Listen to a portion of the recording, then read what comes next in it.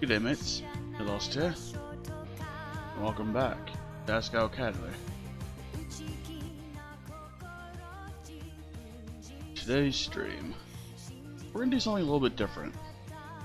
We're going to be starting from the very beginning of the game, again. And I'm going to set it up so that we start skipping some messages here. Let's get the text speed up a little bit. To here, I think.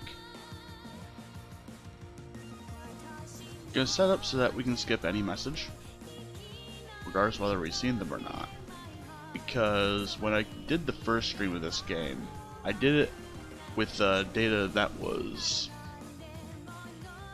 had already had most of the game cleared, which meant that you just see choices I've made for choices I've done for routes I've done before. Because I cleared that save data, the beginning of the game acts as if we haven't seen it at all. So we're going to go to all messages and skip through that for the time being. I will leave this stop skipping choice on for after choices. That way we can see what comes up afterwards. With that said, we're going to play the game again from the beginning.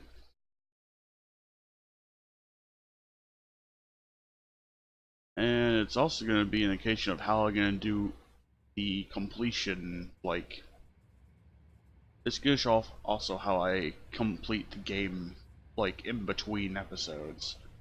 Because there's going to be a lot of dialogue to go through. So, be prepared. I'm going to skip until we get to the parts where we start getting secrets.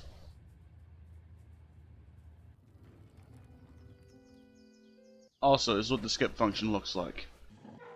Fast forward through a lot of things until you run to choices, at which point the game stops.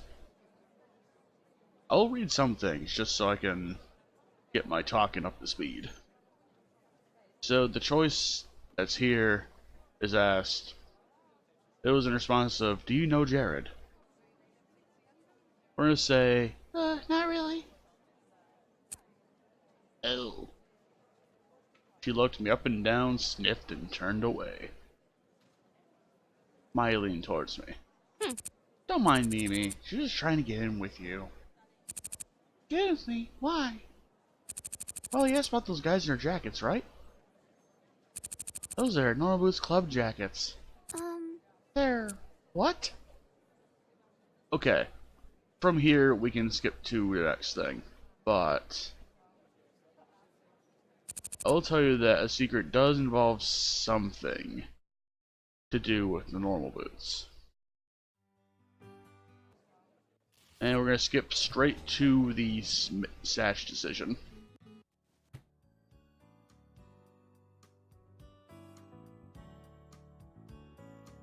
We're going to skip to this area here, and we're going to make a save. Because this point is the point at which I'm going to be launching off every, like, route that I'm going to be clearing before we do the final route. So me saving here now is a good idea. So with that said, I'll be doing a lot of that off screen, not here. But what I'm going to do on screen is we're going to, for the secrets that we're going to be hunting down today, we just have to reject everyone. Now how we go about that is as follows. When it comes to either taking the book with you or leaving it behind, you leave that shit behind. "No, today'd be a great day. Could give up before I even started." You ready? Yeah. Yeah, let's go. And then from here, everything else is roughly the same.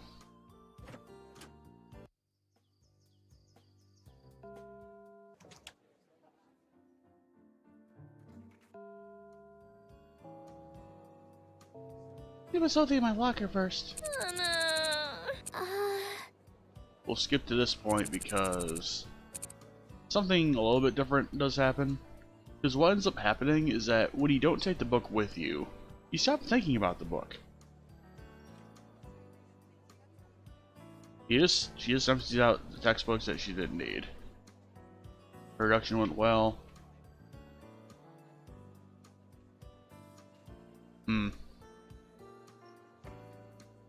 Yeah. Here, just move forward. It was Shane. Alright.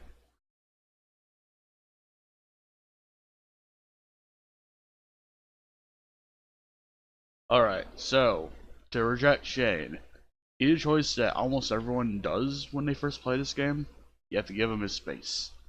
Even though he's trying to talk to you. And, yeah. Basically, if you had Satch's book, you'd be reading that, or trying to read it, but failing hard. I chewed my lip and stared at my desk, trying not to think of what a loser I looked like. Shane's stare still stung, hot in the side of my face. He wasn't looking away. Finally, I turned to him, hoping to break the silence. The classroom door swept open, a small group of girls entered the classroom, and Shane looked away. The atmosphere is broken. From this point, everything's roughly the same.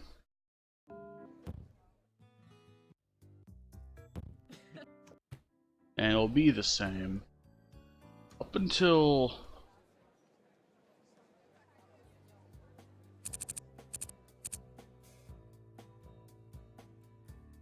when you talk to Satch here, we skipped the part where Hana talks about the book for obvious reasons, because she didn't read the book.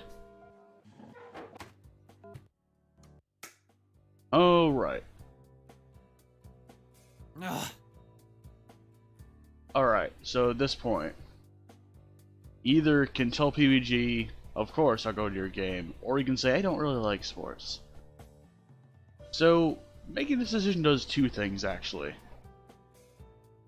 One thing. You turn down PBG. Sorry. Oh, that's a bummer. Yikes, he was really upset. Jeff laughed at his sulk. Don't be bad, Hana. I did feel bad. Immensely. Well, maybe I'll come anyways? I don't need to like sports to support you. God damn it. Yeah! Maybe you'll like it when you see us play. Soccer's really easy to learn, too. You just kick the ball in the goal. Maybe you'll start liking sports once you see how good we are. I was about to really sad, but I'm not now. The game's at 5, so you better be there. He left with Jeff, and I head back to the dorms. So that choice does two things, actually. One, you turn down PBG, obviously. But secondly, it was a trigger that we needed to unlock one of the secret routes. So, we'll see the effects of that soon.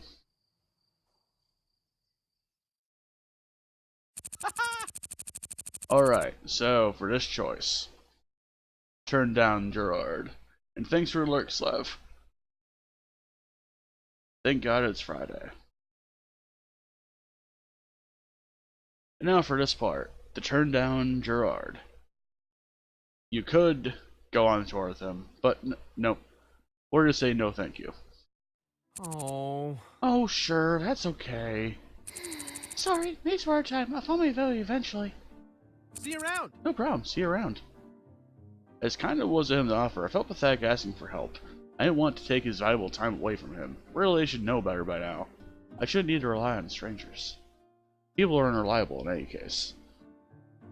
I wandered to campus for an hour or so, lost in the art section for a good 30 minutes, but eventually I found my way back to our dorm again. Our dorm room. I collapsed on my bed with a sigh so heavy even I figured it was best to leave me alone. She scrolled frankly away on her desk and I fell asleep to the sound of her pencil. And from this point, everything is the same up until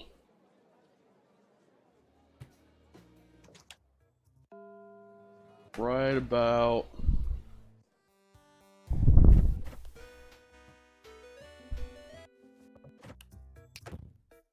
this part is the same.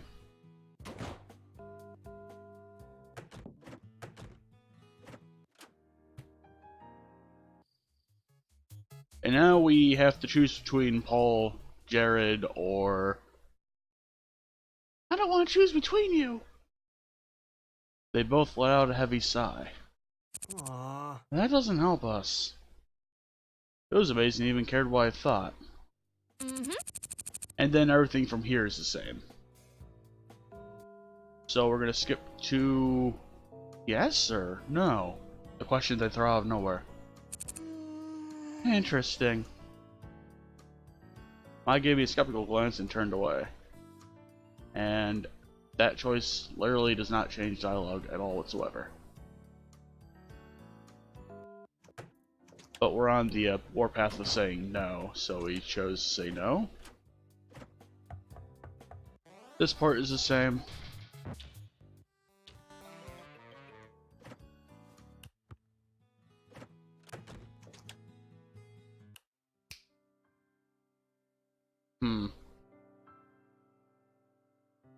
At this point, this is the decision where we tell Mai it's understandable that your friends fewer some friend you are. I'm gonna say it's understandable still. I didn't know what else to say. Yeah, well... Scratch her head, avoiding my eyes. Thanks for understanding, I guess. I'll try my best to get over it. Okay, let me know if I can do anything, I guess. I will, thanks, Anna. No, thanks for telling me. Mai leaned off her bed and picked up the bear, patting its head. She chuckled. We smiled at each other. Even though it was awkward, it seemed like everything was fine. I really is a good friend.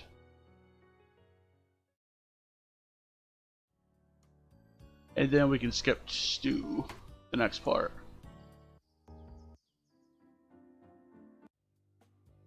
Alright. So this is the John does a play thing. Huh.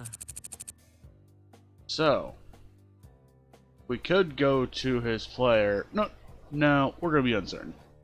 I'm not really the acting type. I'm too shy. No one will want to watch me. John looked like I just kicked Jock in the face. But you can at least come see what you want me to do. Awesome. This will be great. Maybe after school with Hita. I got everything prepared for you. Yeah, you're great.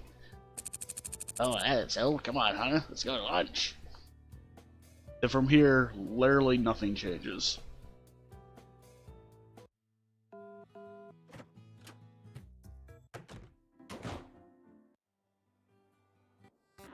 Like, she still goes to the theater, obviously. And, this is the choice where she asks us whether we should go to try to join Norwood's club. And say I'd like to try, there's no way it'd work, or I'm not sure. Honestly, the secret routes, we're not going to need to be worried about this answer. So I'm going to say I'm not. And I'm going to say, I'm not sure. I wouldn't want to join if I drag him down, but I'm sure it sounds like fun. Yeah! That's the spirit. And also we have 5 trivia points for a reason. Wait. Daisy.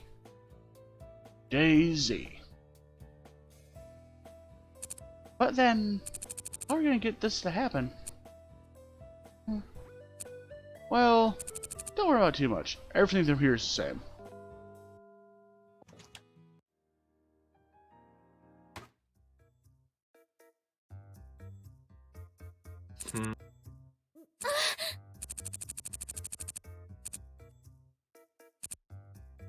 The infamous quote.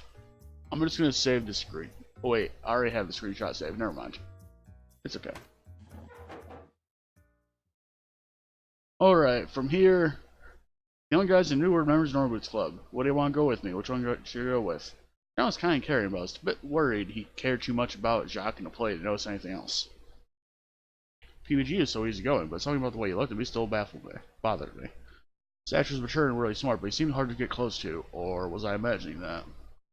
Then there was Shane, who, well, let's be honest, he hated me. There was no way he'd say yes, but then again, he had started to warm up to me. Paul had continued upon my head too, but the last few times I hung out around him, he caused major destruction. Sure was so caring and friendly, but I wasn't sure he was interested in me in that way.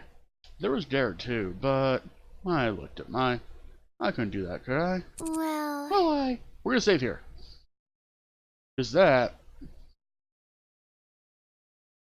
Because we turned down everyone, You're probably wondering, who the fuck are we gonna date? Well, I'll tell you. Both of the secret routes are available now, because we turned down everyone. Specifically, turning down PBG made Ian an option, and turning down everyone made Jacques an option. So, I think the first route that I'm going to tackle here, of these two, we're going to tackle Ian's first. What? What? I know he's part of the rival club, but, I can't believe this. You know he doesn't exactly swing your way, right? Wait, what? Yes, of course I knew that. And you still want to go with him? If there's no one else he's going with, why not? She stared at me. You're a weird girl, Hana. Well, go on. What? What? Uh-huh. Go on, get your man. Wait, you mean now? Yeah! Yeah. This part's roughly the same. And at this point, I think what I'm gonna do is go to preferences and switch it to scene messages. Because we can skip this part now. Ian? Is Ian around here? Have you seen...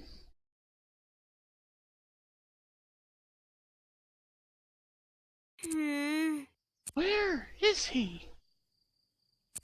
Ugh, my body. I wasn't used to being physically active. Asagao didn't have a gym class for students to take, and my throat was on fire. I stumbled to a large oak tree and collapsed against it. How was I ever going to find him? Something rustled against the back of the tree. I glanced behind me. Whoa! You okay? You're kinda breathing really heavy. I sprang to my feet. Yeah, no, I'm fine. He nodded. So what brings you here on this fine day? Is it my cooking show? Nothing, I just, Actually, I was wondering, would you like to go to the flower festival with me? Oh. You know I'm gay, don't you? Oh, yes, of course, I just meant, you know, as friends. I don't really have anyone to go with, and if you don't either, it would be going alone, in my opinion. Really? I see. In that case, I don't see why not. These have interesting things to look at there. Yeah! Great, thank you. Yeah. See you later. I'll meet you tomorrow then? Sure, let's just meet here. Sounds good, see you then. Yeah, see ya. Yeah, see ya. I skipped away happily. Sure, it wasn't a date, but who said you had to fall in love during the flower festival? Damn straight, exactly, Hana. Friendship, love, romance. They are all things that should be cherished, equally. Damn straight. From here, we've done all this before. The reason I'm skipping through this is I'm going to be doing this during Gerard's route, and that is going to be a mouthful and a half. Anyway. That said, I still can't believe you're going to the festival with Ian of all people. I was putting the finishing touches on my outfit, adjusting my hair and straightening out my yukata. Yeah, well, you know, he's nice. Nice? That kid? I mean, all of Hidden Block is really weird, you know? They're so what?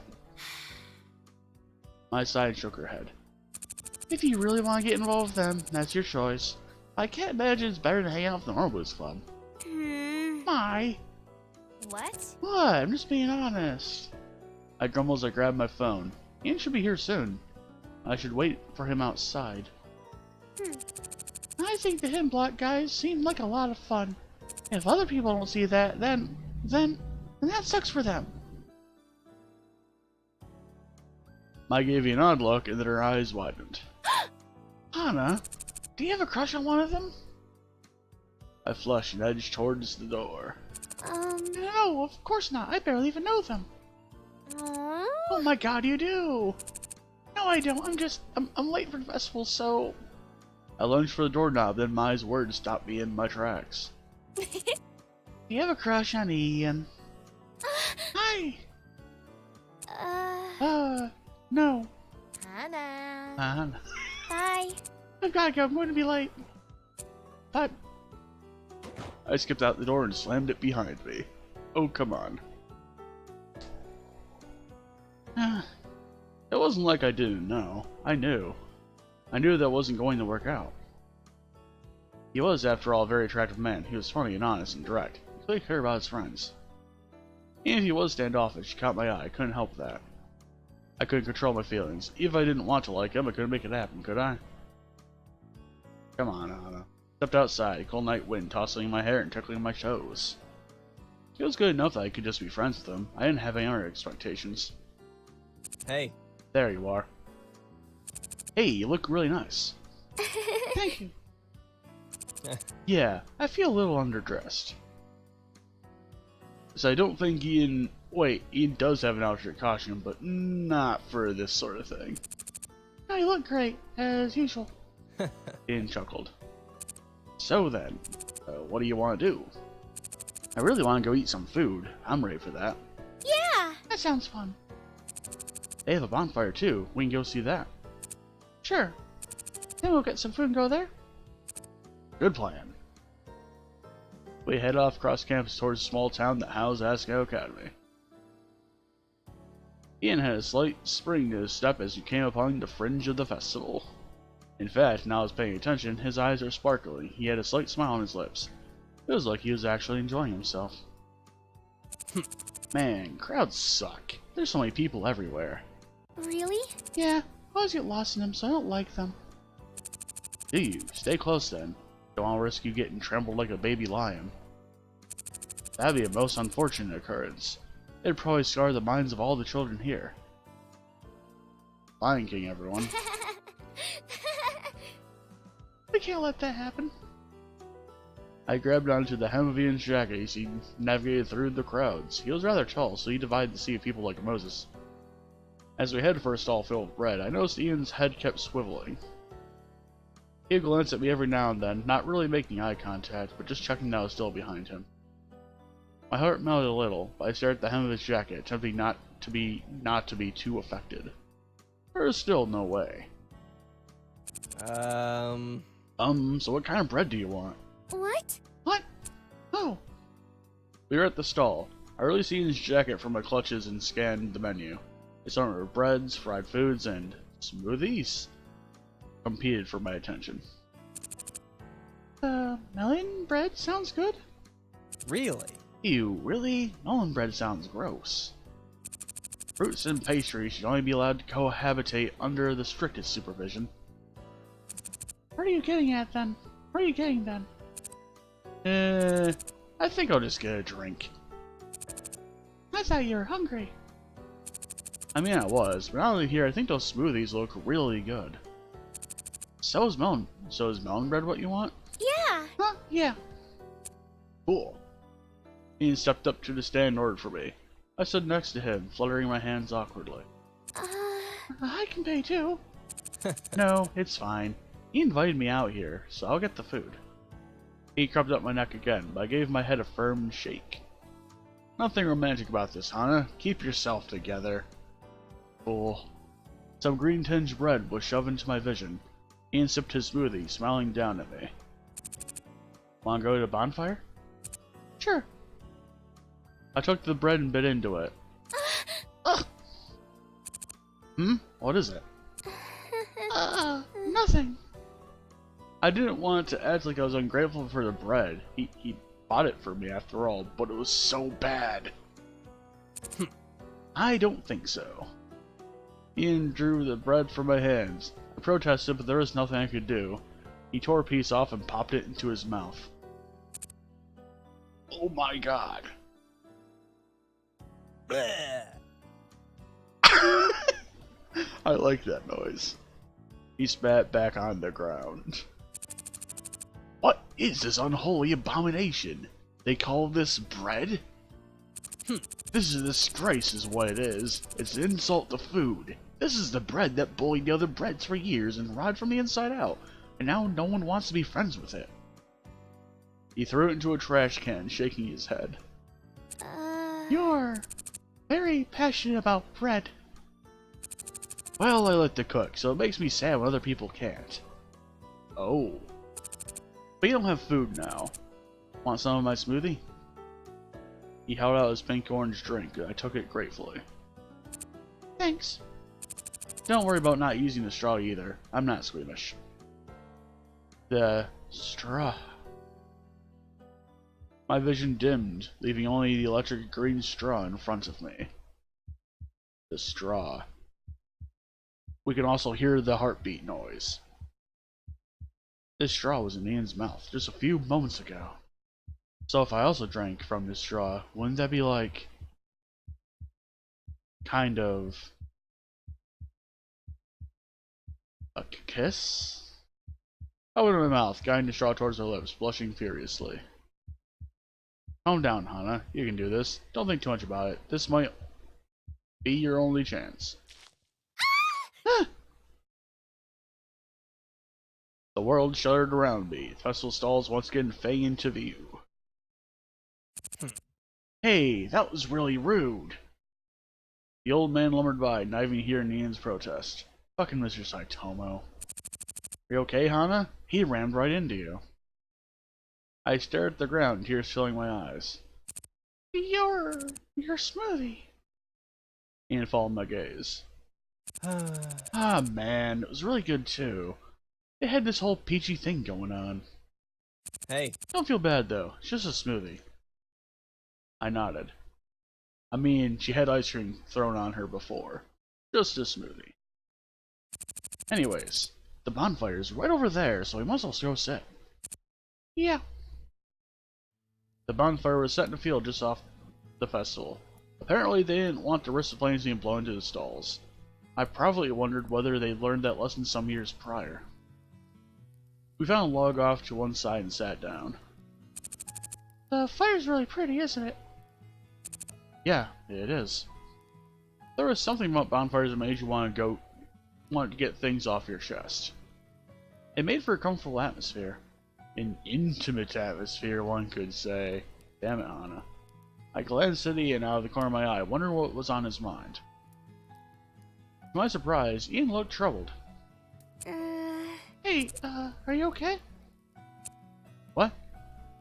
He seemed to come back to himself, glancing around the bonfire in surprise. Yeah, I'm fine. Sorry. Were you saying something?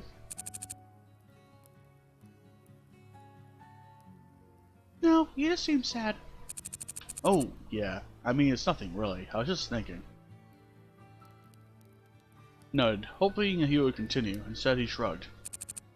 I don't like crowds. Really, I guess festivals aren't your thing then? I mean, I'll go sometimes. I like to see my friends and hang out, but I also like to be alone. There's just so many people. He shook his head and I chuckled. Then I saw something in the distance. Wait here. Hmm? Ran off. I came back, carried 2 sticks of marshmallows stabbed on their ends. Do you like s'mores? I bet mine will be better than yours. We'll see about that. He rested him against the fire, making small talk. The sad, pensive look on Ian's face was gone. More than anything else, I was happy because of that. I felt like I accomplished something. Hana. Hana. What? My marshmallow's on fire! I held up in front of my face, screaming. Ian leaned over and blew on it, and immediately went out, leaving a black and charred rock. My marshmallow. It's fine. Ian grabbed his graham cracker and chocolates, and with his stick between his feet, smushed them over my marshmallow. I like it a little crisp. He handed his stick to me. It's right, so you can just take it off. Thank you, Ian. It's whatever. He bit into the s'more as I pressed mine around Ian's marshmallow. You know, Ian cocked an eyebrow. you have really small feet. What? What? He looked down at his red sneakers, wiggling his toes. Yeah, I guess I do. I'm really tall, so you expect them to be bigger. I mean, it's cute. He shrugged. Their feet. I smiled, biting into my s'more. Yes, just like this. I'd like it if I could stay like this with Ian, even if just as a friend. Ian stood, dusting his palms. Ready to head back? What, already? It's been a few hours. I guess so. I stood, tossing my stick into the bonfire. So it goes. There's the rub. It was over. We head back to Asagao, each falling into a separate silence. I wanted to spend more time with him. You can make it back to Primrose okay, right? I nodded. Cool. Thanks for inviting me to the festival, Hana. I haven't gone. I don't think I've ever been. Really? Really? Ian shrugged. I guess not. I'd like to go with you your first time. He nodded. This was fun. Ian? Do you think I could have a hug? I blushed furiously, asking for my most secret desire. If I couldn't be with him, I could at least hug him. I could hug him and I could put all this behind me. I glanced sheepishly at him, and to my surprise, he spread open his arms. He pulled me into a hug, folding around me like a blanket. It felt nice. It felt like I was being cared for. And also, I can probably turn the music back up, actually.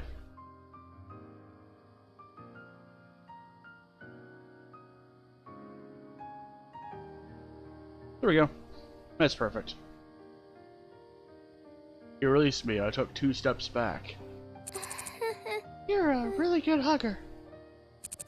Thank you. I've been told that before. See ya. I'll see you later, Hana. See you later. Yeah, bye, Ian.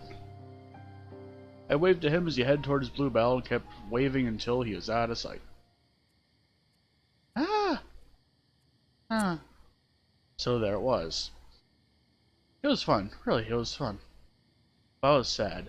Maybe it would have been better not to torture myself like this. As I returned to the dorm and shook off my yukata, something occurred to me. Ian was really sad tonight, wasn't he? Maybe that was why he wanted to leave so early. I pulled on my PJs, crawled into bed. I wasn't back yet, although from where I had no idea. I mean, she was dressed up. I snuggled under the covers, trying to get some kind of sleep, but the thought kept bothering me. What made Ian so sad? And now, hidden chapter. With Ian scowling and looking kind of pensive. I got ready for class next morning, feeling oddly tired. I hadn't gotten as much sleep as I thought I would, not with the thoughts that buzzing around in my head. Now, even though it was next morning, they're still bothering me. But could I really do anything about them? Even if Ian was sad, or was bothering him, he didn't want to tell me. Still, I wanted to help him. Even if we couldn't date, Ian and I were friends. I wanted my friends to be happy. Huh? Hana. Hana, you forgot your blazer. What? She's wearing it in the picture. What? Oh! I grabbed a blazer and headed to class of Mai, who watched me carefully. You know, when something's bothering me, it helps me to do something about it. Not everything you do something about, but if I can't do anything about it, then I try to stop worrying. Yeah! Whatever's on your mind, I won't pry. Maybe you should give it a shot. I nodded, a smiling creeping onto my face. Something told me Mai knew what was bothering me. In fact, maybe she'd been there before. Her thought made what seemed like a crazy idea a reality. I was going to help Ian. The moose wouldn't stop me. But how? We stepped into the classroom and a loud laugh caught my attention. Luke was at the front of the class, poking something into Ian's face, who swatted it away impatiently. Maybe Luke could help me. No, not me. I didn't know much about the Hidden Block Club, but they were all friends. They must have known what was bothering Ian, or at least some way to cheer him up. With my mind made up, I focused on the rest of the class. As soon as the lunch bell rang, I ran to Luke's side. Anna, what brings you here? Finally caught hold of the old Luke charm, eh? No. What? No. Oh yeah. Sure, say what you want, but I know our love can't be stopped. Since when have we even... No, wait. Hmm. I need your help with something. Right now? He glanced impatiently at the door and smiled at me. Would you mind coming with me then? I would just kill 2 birds with 1 stone. Sure. I followed Luke through the hallway and out into the campus. We turned in the opposite direction from the lunchroom. Luke, where are we going? Don't worry about it. I'm not going to hurt you or anything. That's what you said in PBG's route. Anyway, never said he would. Why would he say something like that? As I worried for my own safety, we came to the steps of the Azalea Art Center. Luke pulled open the door for me and we walked inside. Oh, the radio room? Yeah. That's where we're going. I don't understand. You know how I'm a musician, right? I'm a rapper. Speaking of Youngtown, You're a what? he frowned. That is You- unfreaking believable. You mean you didn't know? Well, that's fine. Now I can show you exactly how cool I am. A front row seat, all for you, Hana. I followed him into the radio room, feeling the beginnings of a headache coming on. Luke, I was asking you a favor? Oh, right, forgot all about that. Well, hit me. He began filling in some wires and controls. It all looked very complicated, but it seemed like he was setting up for a recording. Well, Ian seems upset about something, so... Luke stopped. Are you serious? Really? You didn't notice? He tapped his shin thoughtfully. Well, I mean, Ian's not the most emotionally expressive guy, you know? I guess not. But Ian's also fairly open. I mean, he's blunt as all get out, but he'll always honestly answer your questions with how he feels. That's what I liked about him, after all. Not that I liked him necessarily. I don't know. yes. There, all done. While I was wrapped up in my thoughts, Luke finished his setup. He ducked into the recording booth and motioned for me to follow. So, what's happening now? You're gonna help me rap. what? Look, don't worry about a thing. It's fine, I'm sure you're a natural. No, I am not a natural. I've got a stutter, for heaven's sake. Luke snorted. Like that matters. You can overcome it. Come on, I'll go in with you. Oh god, oh god. Luke shoved me into the booth against my will. Being basically twice my height and a frequent gym goer, I stood no chance. He stood me in front of the microphone and adjusted it downwards so I would be able to speak into it. Then he held a pair of headphones next to our heads. Ready? No. The music began to play. My heart thudded against my chest as if I were going to die. Eventually Luke started rapping into the microphone, lyrics about marionette party and romance. Like here. I saw this one girl and I was so taken back. I wanted to talk to her, I was pacing so fast. I was kind of waiting in the middle of the room until I felt like it was time for me to make an impact. But surrounded by 2 guys starting to play VN64, I had to smoothly walk over and make sure He was recording this. My terrible awkwardness would be there for everyone to see. I didn't want this to be happening. Go for it. Ready, go freestyle. He pointed at me in my terror. I just started speaking. And from here, this is not going to be me speaking. Sometimes times are hard and you gotta be strong. Speak up and listen. Hesitate no transmission. pure delight. Something ain't right.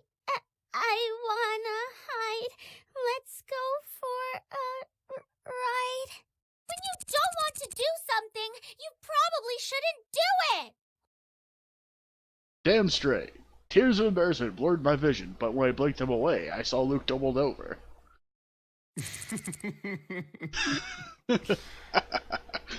Oh my god, that was amazing.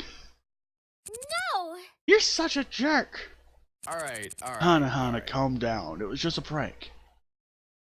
See? I'm not even really recording.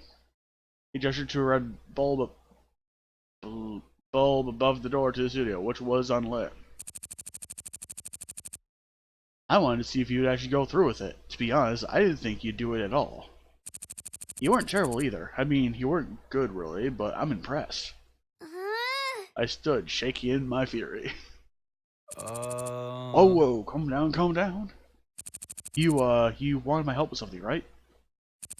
I'll help you. Let's just calm down. You can tell me what's been bothering you. Only the thought of helping you was enough to calm me down.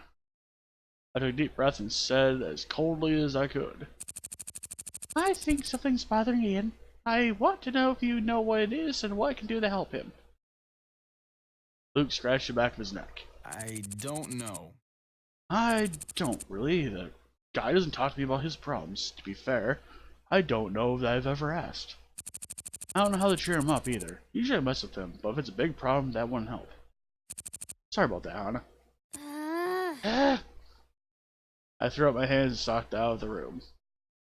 Luke poked his head out after me. Hey. So you don't mind if I use that on my album, right? Screw you, Luke! As I crossed the campus towards the cafeteria to grab some quick food before class started back up, my anger ebbed. And instead I found myself smiling. Sure, it was embarrassing and completely awful, but it was kind of fun. It was something I'd never seen done before either. Or I've never done before either. So all in all, maybe it wasn't so bad. Well, Luke was no help, but maybe Jeff would know what was up. After all, Jeff seemed to be the natural leader of the Hidden Block Club. He was always the one gathering everybody up and ushering them around. A lot like he was their dad, to be honest. I knew exactly where to find him. I jotted to the soccer field, where as expected I found Jeff and PBG in a mild skirmish. Ah! You think you beat me? You think you can beat me? Jeff kicked the ball between PBG's legs, who doubled over to peer through them. What? What? Yeah! Goal! And the crowd roars for the hamster.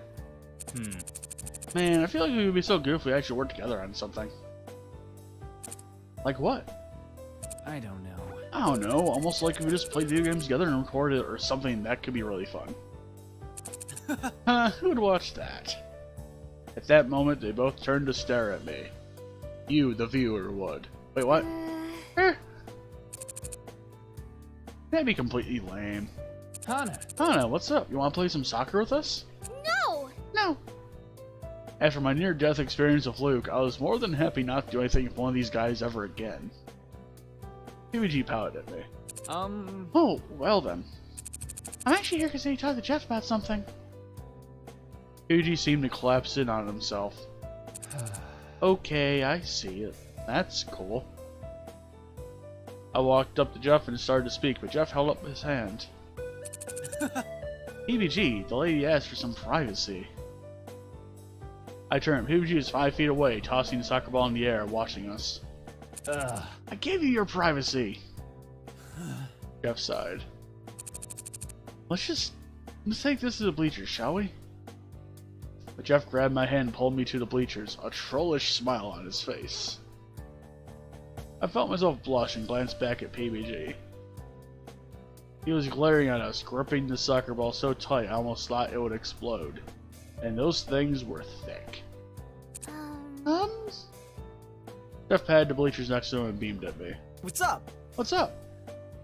I frowned, again glancing at PBG. Don't worry about him. He'll be fine. I'm just messing with him. I don't really understand. Jeff raised an eyebrow, giving me a look that said he didn't believe me in the slightest. Anyways. I know Steven was looking a little sad, and I thought something was wrong, but I don't know what. I want to do something to cheer him up, and since you're the leader of Hidden Block, I thought... No? The what? I'm not the leader of Hidden Block. We have no leader. You... don't? But didn't you at least found the club? Nope, wasn't me. To be honest, I don't even remember who founded it. I came in a bit after everyone. What? But... So you guys just exist in total anarchy? Yeah! Yep, we're first-hand proof that anarchy would totally work as a system of government. Not to be mean, but I really don't think you guys make a great example. It did explain some things, though. Hemlock Club was like the rebellious, prank-loving younger brother of the Normal Boots Club. Not that it would ever tell either of them that. Both groups are probably a little upset. Anyways, I want to do something to help make Ian less sad, but I don't know what he is upset about. Okay. Jeff gazed to the distance. In a gentle silence that followed, I glanced across the field again. He was just doing high knees in circles. Every time he faced our direction, he glared at Jeff. Huh? He noticed me watching and turned away. Well, thank you for letting me know. There's nothing you can do to help? It's not that there's nothing you can do to help, but... Well, I'll think about it for a bit. I tell him I head to the side. Why don't we go talk to the others? Maybe Ian's told one of them what's wrong. The thought of me with the rest of Hidden Block shot terror down through my toes, but I nodded. I'll give that a shot. Thanks, Jeff. He glanced at me in surprise and beamed. No worries. He glanced across the field and leaned in towards me. Oh, His face was right next to mine, so close I could feel his body heat. He grinned and whispered in my ear. We'll figure out what's bothering him and help him. Don't worry yourself about it. He leaned back, observing my action with interest. It's better when everyone's smiling, right? I nodded meekly. Jeff glanced across the field and burst out laughing. PBG was standing there, pointing at Jeff in a blind rage. It looked like he was yelling something. It's okay, dude. I'm not gonna... Oof. 1 minute Jeff was next to me, then he disappeared. I shrieked. Jeff had taken a soccer ball to the stomach and was underneath the next row of bleachers. oh my god, Jeff! Whoa, I didn't mean to actually hurt you. Dude, are you alright? God, PBG, why would you do that? You know exactly why. I trusted you. You're the person I told about that. I was just messing with you. Jeff sat up and threw a soccer ball at PBG's face in one smooth motion. Oh my god. No! Stop hurting each other. That's it. We'll solve this. In battle. By all means. We fight in the nude. Wait, what? PBG tossed the soccer ball into the field and Jeff and him both ran after it, completely forgetting about me. In that case, I'm just gonna go. These boys. They were absolutely insane. Now what? Jeff tries to talk to the rest of them. Who should I go to next? And here's our first choice.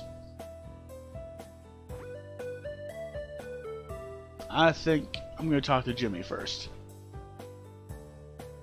Jimmy! Jimmy seemed like an intelligent, funny, sociable sort. He'd be good to talk to. He probably knew a lot about all the Hidden Block guys. So maybe he'll reach out to Ian and knew what was wrong? It wouldn't hurt to check. And what the hell is this Discord?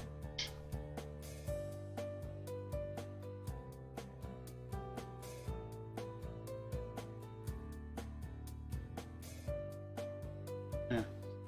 I'll read it later. Wouldn't hurt to check. I walked through campus, heading for the cafeteria. He was probably there, meeting with the other students too. I knew it. With these two energies, I will now evolve my Carmelian into Charizard. And use Flamethrower on your Eve. Aw, yeah. Sorry about that. Looks like I win. Kaksu, the suit he was playing against, shuddered. I couldn't tell if she was maybe feeling disappointed about what happened, but eventually she shook her head and began gathering up her cards. Hey! Jimmy! Seizing my chance, I approached. Hana! Hana, you're not looking for a match, are you? I frowned at the way he said it. The implication is that he would definitely beat me, and that he did not want to have to deal with the fallout. No. I bet I would kick your butt. He gave me a look. Okay, maybe not. Can I talk to you about something? He glanced at the students gathered around him. Let's take a break, everyone. I'm gonna help my friend. Two groans mingled of girls cooing. He motioned me over to a corner of the cafeteria away from the rest of the students. A group of first years watched us as we went, and I felt a little uncomfortable. They aren't going to get mad at me for talking to you, are they? No, of course not. My people are the nicest bunch you could ever find. He's a regular cinnamon roll, after all. They gotta be nice. Just the other day, Pachi gave me a whole family-sized carton of macaroni and cheese he found on the side of the road. What?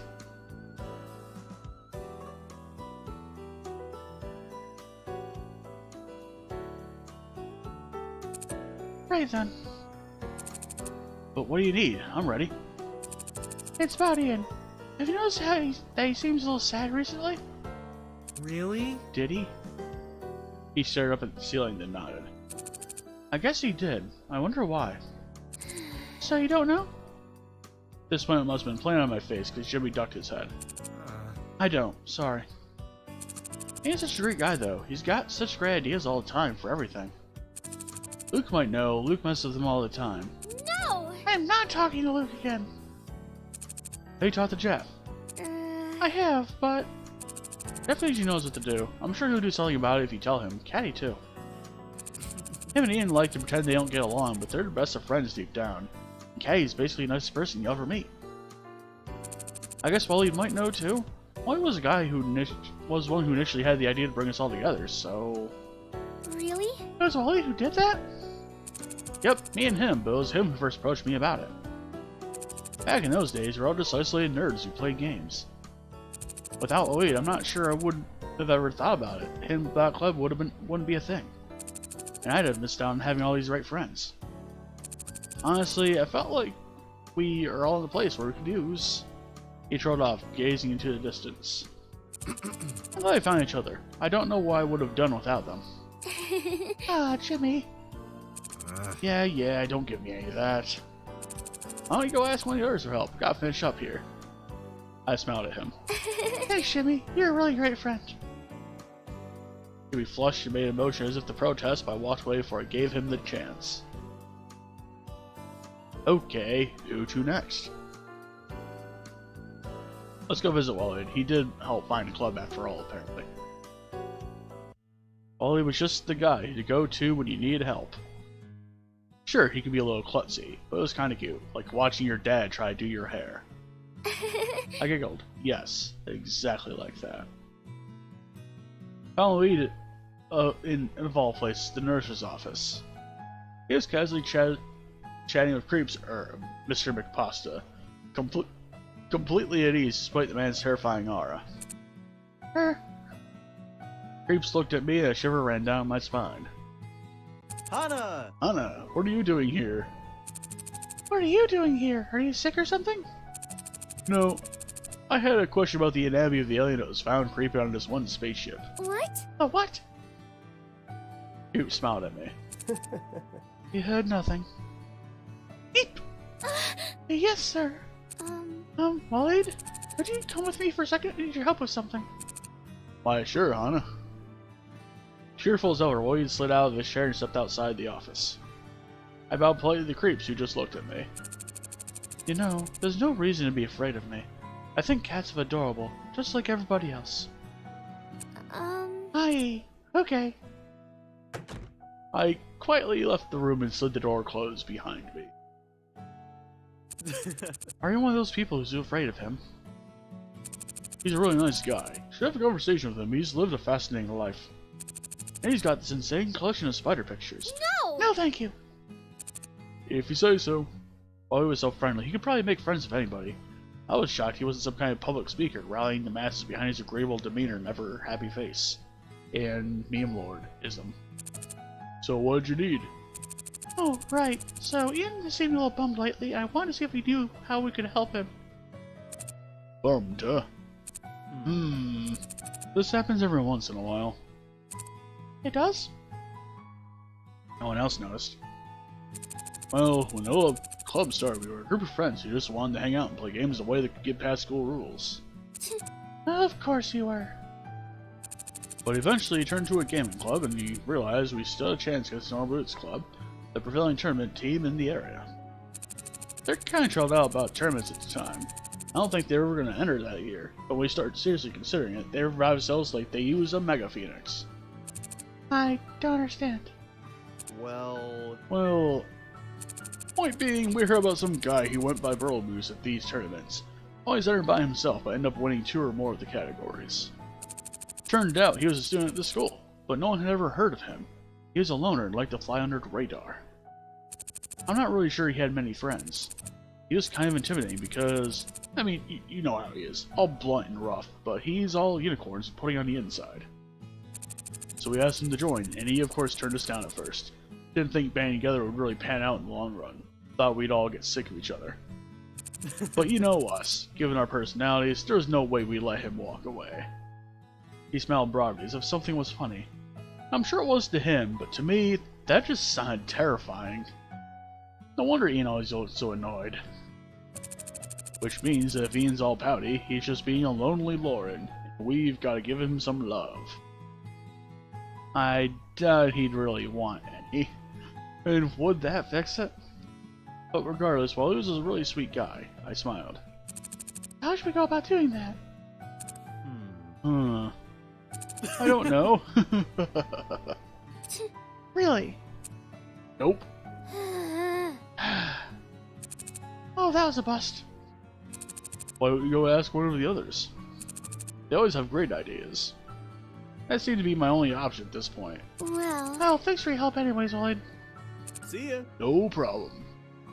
He beamed at me, then headed back into the nurse's office. Creep smiled and waved at me just before the door closed. I shuddered again as I waved back. Maybe he was nice, but he gave off this aura.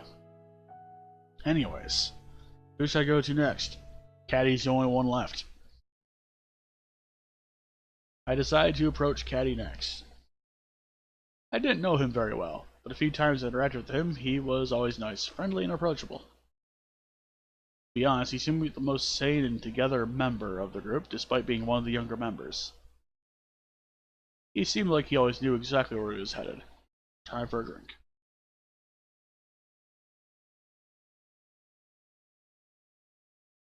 So maybe he'd know how to help Ian. I searched for him across Canvas Comm just as he was walking into Bluebell House. hey, Caddy. He turned around, shoving an arm behind his back as he did so. Hello. Well, hello. Oh, Hannah, hello there. And what do I owe the pleasure of so fine a day? What are you holding? This is just like a normal conversation. Nothing. Absolutely nothing. I'm just doing an arm stretching exercise. By now that I've started, I can't stop for the next 5 minutes. So sorry if it's disturbing you. No, I guess it's fine. He stood there eyeing me. I found myself questioning whether he really was the most sane member of the group. What exactly was he up to? Well, if you don't need anything, I'll just be going. Oh, right. Can I ask for your help? Can you do me a favor? Yeah, right? Anything within reason, my dear Hannah. well, See, it's about Ian. In an instant, Caddy's entire demeanor changed. He glared at me. Moosey, what about him? Moosey? He always calls me James. He knows I don't prefer it, so I'm calling him Moosey. Why on earth would we call you James? Caddy sighed. That's my name. Caddy's derived from my last name, but nobody calls me James, so don't go starting now. Huh. Why do so many of these boys have hidden names? Sounds like they're members of Hidden Block or something. Anyways, Ian seemed pretty sad recently, so I'm going to find some way to cheer him up, but I don't know what's wrong. probably there's nothing wrong. He's probably just unhappy because I've finally found a way to utterly defeat him. You... what? Aha! Kay revealed what he's been hiding behind his back. A gun. Oh my god! Isn't it great? I went to a Mecca winter holiday, so easy to get guns over there. I stepped back from him and he waved the gun through the air to surrender. No, don't worry, Hana. First of all, this is a laser gun, and second of all, not going to hurt you. You've always called me by the right name. You don't have the same history Lucy and I do. What history? Caddy looked darkly into the distance. There have been times. Let's just say this is something that goes back. Way back. It's so unfortunate. He's a great guy, by all means. I even like him. But this rivalry is based on its own. It must be taken care of. He must be taken care of. You understand, right, Hana? Are you going to kill him? No! No, not kill him. I would never kill anyone. But this isn't the gun I use for salvaging, I'll tell you that. I felt weak on my feet. My head swam. I started to back away slowly. My hands held up in surrender. No, this is the gun I use for slaughtering. I'm sure I can find some way to use it to my advantage. I'm sure in the end it'll all work out. And then our rivalry will finally be over. We can all rest once again in absolute peace. As Caddy continued his inane babble, I slowly stepped out of the bluebell house. Then I ran. As I reached the door of the hallway, I ran into a block of yellow. What? Whoa, Hana, what's wrong? Save me, Caddy's lost it! He glanced past me. Oh, this again? What? Again? Don't worry about him. He'll calm down in a half hour or so. Right now I need your help. See, I figured out a way to make Ian feel better. Kind of, but I need a favor from you. Okay. I stepped out into the field, heading straight for the tree where I asked Ian to the festival. It was a calm, clear day. The wind gently rustled the branches overhead, and a faint smell of smoke was in the air, as if someone nearby was barbecuing. As I approached the tree, I made out a form leaning against it. Ian was sleeping against the back of the tree, head slumped against his shoulder. I perched quietly and squatted down next to him. I wasn't trying to be creepy, but this was the most peaceful I'd ever seen him. It wasn't hard to catch Ian when he didn't look displeased, mostly because Luke or Caddy or someone else was harassing him. But now he looked calm, even happy. I sighed. I hated to wake him up, especially when he was in this state, but I had a job to do. Hey. Hey! Hey! I poked him in the shoulder to no response. Hey. Hey! Hey! I shook his shoulder roughly to no avail. Oi! I shoved him. His head lolled up, then tilted over to the other shoulder. For the love of... Why are you such a heavy sleeper, Ian? This time I basically tackled him, and he slid off the bark of the tree and onto the damp grass. Oh my god, wake up! Ah. Yes, what? He jerked up like I shot him with a taser and looked at me expectantly. Hello? Yes, hello?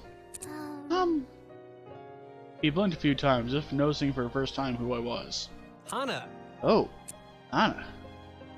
Why are you here? I want you to come with me for a second. I found something I think it belongs to you, but it's kind of broken, so I don't want to move it. Oh, great. He stretched himself, then crawled to his feet. I went from looking down at him to craning my neck just to make eye contact. Was there a particular reason you ever tried a hidden block was somewhere above 6 feet? Come on, let's go. He shuffled onto the path back to campus I followed behind. There was silence for a few seconds, but then I gathered my courage. Ian, has something been bothering you? What? What? He glanced at me in surprise. I kept walking, not wanting to look at him unless he saw how red my face was. I guess so. Really? Really? Anything I can help you with? Well, I guess. I just want to say thank you for inviting me to the festival. Now it's my turn to stare at him. People don't really think to invite me to things all that much. To be fair, I don't go as often as I should, but still. I appreciate getting invited. I always appreciate being included in things. Yeah! I knew it! I pointed a trembling finger at him. I knew you were softy deep inside. You're tsundere. I don't know. I don't know what that means. Point being, you're all mush inside. No, I'm not. I just care about people. I don't know why everyone thinks I'm mean.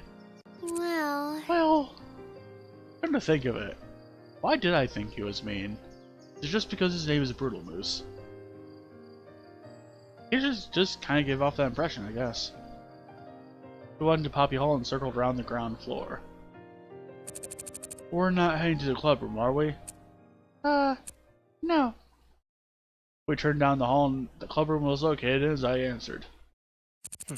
We are. You're a terrible liar. Oh, that's where the broken thing is.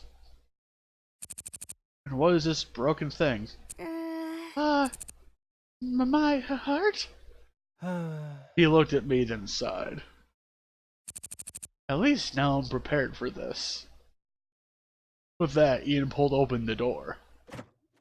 Oh yeah! Surprise!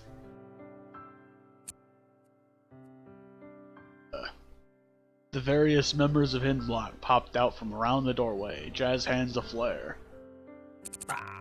Oh joy, a party! Not a party, a friendly gathering. Huzzah! All for you, to show you how much we care about you. Ian rolled his eyes and turned to me. I suppose you were in on this? Well, Absolutely. it was her idea to begin with, and we all rallied behind her. Why don't you enjoy yourself? They did this all for you. I know you guys don't say it very much. My gaze slid over at Caddy. He looked as though he was edging towards the corner of the room to get a good shot. Yeah. But you all care a lot about each other. You're such good friends. Enjoy yourselves. I agree. Gross. Let's get this friendly gathering started. Ian grudgingly entered the door, which everyone took as an implicit agreement to the shenanigans that followed. They said there is no party like a Hidden Block party. Do not let anybody tell you different. Ollie baked everyone individual cupcakes with their various faces on them. Caddy took offense at his, so Ian ate his cupcake to make it better. This led to an all-out war, Jeff, Ian, and Jimmy against Caddy, Luke, and Waleed. It was initially a friendly minigame competition, also a real-life game of marionette party, everyone using desks as floor spaces.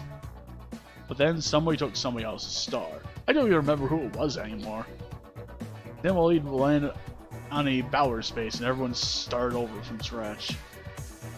And then Ian got the next star after teleporting and switching spaces with Caddy. Then Caddy pulled an actual gun on Ian.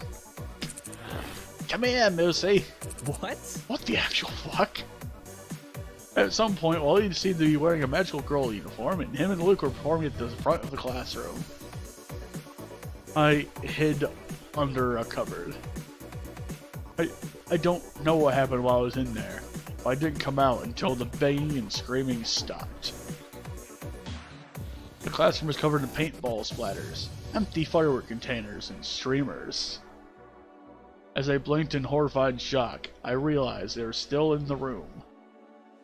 They had all gathered around a hairdryer and were roasting marshmallows over it. Hana. Here, Hana, I saved you one. White Hollow stick out to me, and I crept slowly out like a wounded dog. So cute. Hana. So Hana, we were talking.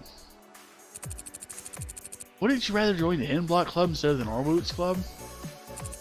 I mean, they're great and all, but here you'd have us. He reached his arms out, and the rest of the group collapsed in on him in what must have been the strangest group hug in known history.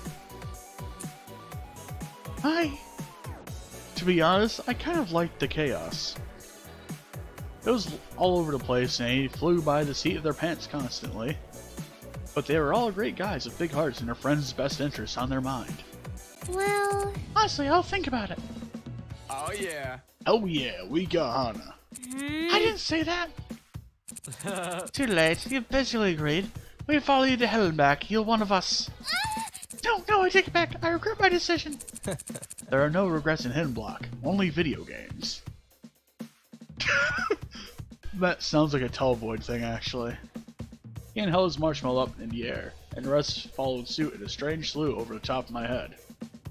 Yeah. To Hana, our newest member. Iwana. I sighed. I guess I have no choice. yay! In block it is. And there was much rejoicing, and many more s'mores. And guys, thank you.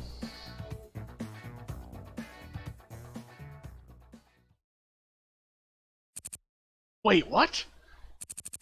We lost already? Christ. I must admit, this is a little sad. A little? But we made Jack our size. Okay. Jared, can't you do something about this? There are limits to the extent of my powers. I'm not going to risk the Avengers suffer from those guys. So that's it then? Easy come, easy go. Ian, you haven't heard the last of this. Mark my words. I will have my revenge. Achoo! And Hana, in Hidden Block uniform. Here it is, ladies and gentlemen.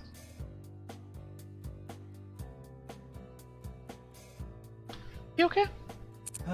Yeah. Someone must be talking about you. Really? That superstition. Yeah, right. Come on, we've got a meeting today. Yeah. Right. And so, we've beat the Ian route. But there was one other hidden route that we're going to cover. But basically, the lesson that you learn from this is friendship is very important. Sometimes even more so than romance. Or I guess it depends on your priorities, I guess.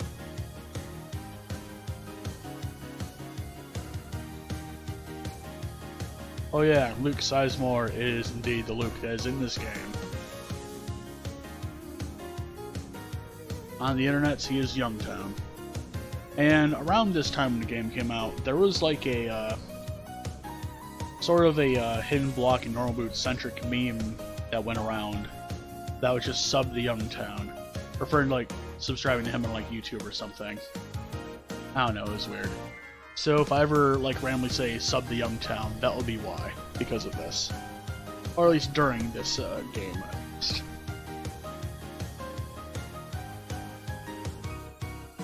But yeah, friendship. It's very important. Very important. And I'm going to be tackling the other hidden route today as well. Because there's a little bit more involved with that one than there is here in this one.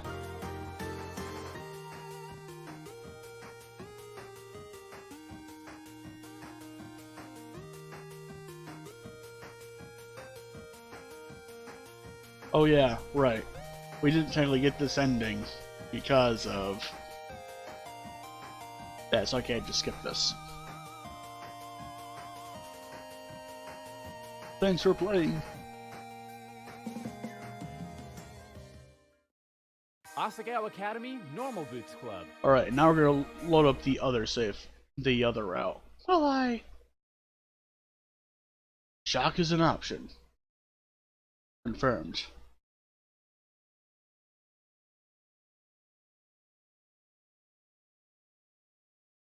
Well, we're gonna pick shock, I guess. What? What?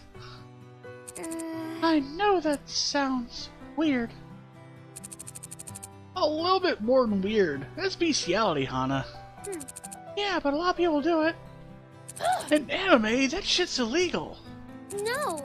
I feel a connection with him that I haven't felt with anyone else. I feel like he understands me. Hana, why? This is so stupid. He's a bird. A robot bird. He doesn't even have the feelings a bird would have. Just, look, are you my friend or not? What? Of course I'm your friend, huh? And support me on this. I shifted uncomfortably. She seemed to want to continue arguing with me to find some way to pull me out of it. This is why I decide for myself.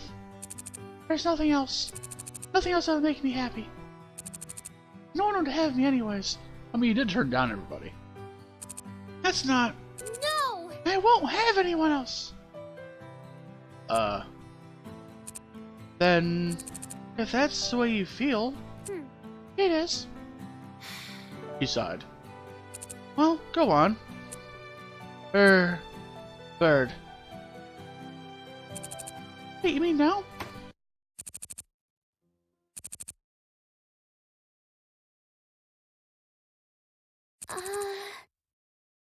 So, it's basically the same point where you get to, John's route. Except that after he cuffs awkwardly and he did the same. Sorry to bother you, but can I talk to Jacques? What? Jock. He looked at Jacques and back at me. I don't know. I don't know about that. What are you gonna do with him? I'd like to talk to him about something private. John shifted uncomfortably. Well, If there's anything you want to say to him, you can say it in front of me. Right, Jock? Well, not anything. oh, So, go on, Hana. This was even worse than I thought. John would probably think I was a freak, but in all the academy, only Jacques made me feel truly understood. He was my only chance of companionship. Oh no.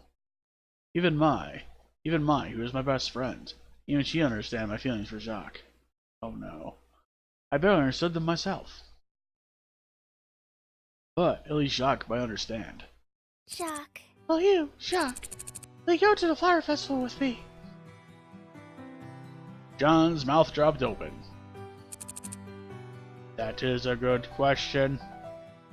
what? Well, that'll be.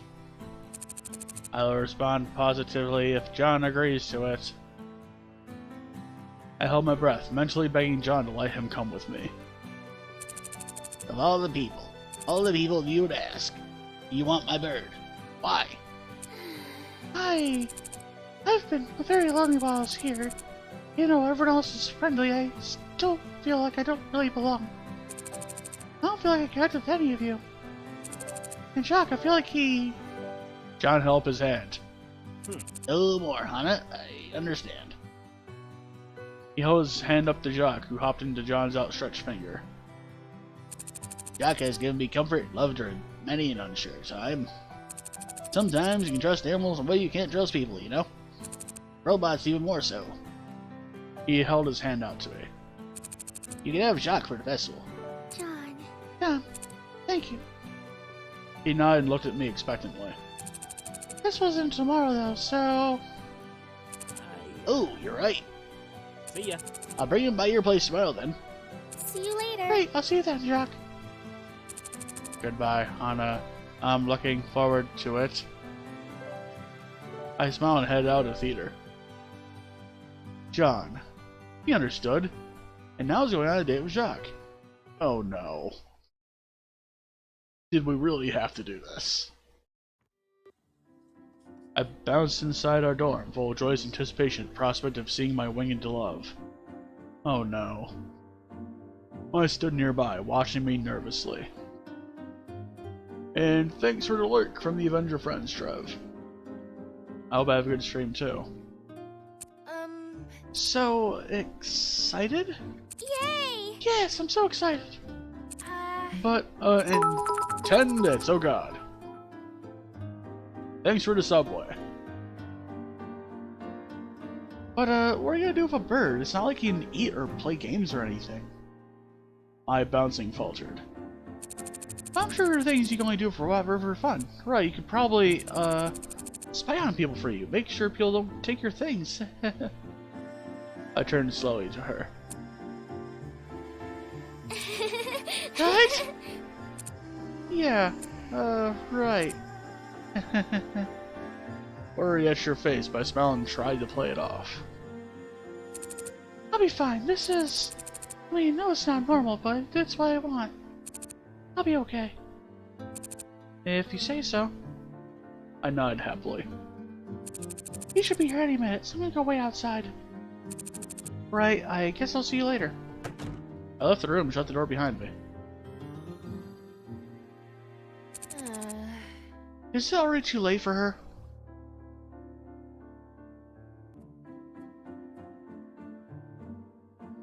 I stood outside, body humming. At every flicker of movement in the distance, my heart leaped. Flowers fell on the breeze and stirred the sense of spring. It didn't matter what anybody else thought. At some point, I made an unconscious decision, and I was following through. I would do whatever it took to be happy. If that meant having Jock, it meant having Jock. Hana! Anna. Hey! Jock, Sean, there you are. Anna, you look amazing. Thanks, what do you think, Jock? I held my arms out and did a little twirl, giggling. Jock bobbed his head in acknowledgement. Those flowers are my favorite. Are they? I can see uninterrupting. John held a finger up to his shoulder, and Jock crawled onto it. John's chin wobbled. So, I guess I'll leave with you for the time being. And now eagerly, John tenderly stroked Jock's head.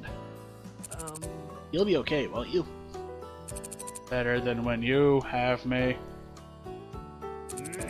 Oi, why, even though you're so sassy, I'm full of emotion. I sassy cover up my feels, John. Ah, buddy, are you gonna miss me too? I'll miss you like takeout. Buddy. I cleared my throat impatiently, holding out my hand. Okay, have fun, buddy. John shut me. Jock hopped from John's finger to my own. His tiny claws scraped me, supporting so much weight on such fragile tendrils. He shifted until he got his balance and scratched a wing. I felt to me like a baby resting its head against your shoulder. I wanted to protect him, wanted to love him, wanted to make sure he was safe. And thanks for the lurk golf. I never wanted to let go. Jock crawled up my arm with a combination of tenacity and skill, and once perched on my shoulder, I felt his head move toward John. I will miss you. Please have a fun night. But buddy! I cleared my throat again. John wiped his face with the back of his hand and straightened his shirt. Well then, I'll just be going. See you later. Bye, John. I'll see you later tonight. I waved eagerly as John stumbled off into the darkness. Finally, I was well and truly alone with Jock. No. Oh, Jock, what do you want to do? Jock scratched under his wing again and shuffled his feet. Lead the way. Okay. I headed towards the festival. There were stalls at which to play games and eat food, but I was right in that I had no idea what appeal those would carry for Jock. Instead, I crossed towards bonfires, set it in a field ways from over the festival. People, especially older folk, were gathered around it, watching the flames dance. In the distance, I could see Miss Shizuka laughing with an older fellow. His arm was slung around her waist, her face a luminescent shade of red. That won't work out. I glanced at Jock in surprise. No, why not? That human male has no interest in her as a person. It is unfortunate. I turned back to the man of Miss Shizuka. He was grinning lopsidedly, rubbing his hand up and down her waist. No? Go closer, if you want to hear. I crept closer to them under the guise of finding a suitably dry log to sit on. All the logs were equally dry, so maybe it wasn't convincing, but Miss Shizuka didn't notice either way. Slowly the conversation became audible. Miss Shizuka was giggling intensely. She seemed to be more nervous than happy. Oh, do you want to get some ice cream? I really love ice cream. That's a lot of work. Is it? Yeah, but we can head back over to my place. I have a special kind that'll knock your socks off. I haven't even bothered sharing with anyone yet. The man grinned at her, his hand straying lower, but Miss Shizuka didn't seem to notice. Instead, her eyes glittered. It occurred to me that perhaps she thought this invitation meant he reciprocated her feelings. Humans are predictable. I frowned and turned away. I didn't want to watch any more of that.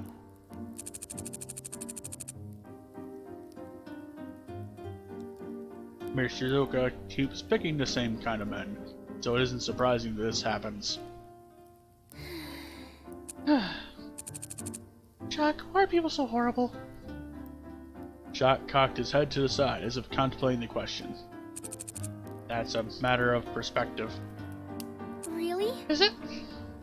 The people I met in my life, almost all of them before coming to Asagao Academy, were absolute jerks. When I first arrived here, I thought I found people who were different, people who truly cared about one another and about me. As time went on, despite the affection I received from everyone, I found myself feeling distant. I thought I cared about them, I knew I cared about them, but I couldn't feel it. I reciprocated their affections the way I would have had been feeling it, but I remained for the most part unstirred. What happens when you turn everyone down? In some instances, my body reacted, but my emotions didn't. I didn't understand why it was happening. Chuck, that's why I like you. What is? He moved from side to side on my shoulder. I wasn't sure what that meant, but I assumed he was thinking. Why did you choose to take me to the festival? Why? Well, do you remember my first real day of school? Doc's eyes flashed. Yes, he said you were afraid of birds. I grinned sheepishly. I am afraid of birds. When I first saw you, I felt something I haven't felt in a long time, a pang of terror. I've been living in fear for a full year, completely afraid of all the people around me and what they could do to me. I was still afraid of what Asagao would be like and whether things would go poorly. I was this type of anxiety, but that's all you involve paying real terror. I smiled and Jock's eyes flashed again. I am not following. You remember after that, I found out you were a robot. I felt instantly safe again. Just like that, all my fears wiped away. I got to watch you and John acting an old married couple full of love and understanding for one another. I think it was then that it happened. I thought, I want that too. So you literally went to take me from John? No! Not take you, that sounds so horrible. Doc shook his wings. I trust you more than I can people, I feel safe with you. Anna, I think you are very strange. I nodded. I think so too. You don't think I'm weird for liking you, do you? That is a dangerous question, Hana. Dangerous? How so? Neither answer would be good for you. Ah, Jacques, look out for my well-being. Jack bobbed his head from side to side. It is a matter of perspective. That's what I like about you. So straightforward, so reliable. Again, a matter of perspective. Well, from my perspective, you're truly wonderful, and I feel privileged to be able to spend more time with you. Indeed. I nod happily. It would indeed be a privilege, as John would have to grant you the ability. The happiness I felt until now slid off me like water. I guess he would, wouldn't he? Anna, John is the most important person to me. You understand that, right? Yes, I understand that. Why was he telling me this now? Didn't he want us to have a fun time? You shouldn't bring up other people when you're on a date. It's not polite. Anna, I am feeling uncomfortable. What? Oh, no, sorry, I'm sorry. I lost my temper. Please don't feel uncomfortable. Look, there's extra frogs over there. You should go look at them. Perhaps another time. Would you please take me to John? My heart stopped in my chest. I had blown up with Jacques. Was even Jacques, a little robot programmed for companionship, rejecting me? No. That didn't make sense. Jacques wasn't a robot. Oh no. No way, he was a robot. A thought came over my mind, a headache throbbing against my skull. I pressed a hand on my temple, wincing in pain. Anna, are you okay? I'm fine. Sorry, that came out of nowhere. Maybe it'd be better not to take you back now, but you're right. I headed back to campus towards Bluebell House. Doc was worried about me. That thought was enough to clear my mind with each step I took. As I got inside, something occurred to me. Jack, couldn't you fly to John yourself? He shook his head. I might be a bird, but the metal in my wings prevents flight. They are for aesthetics only.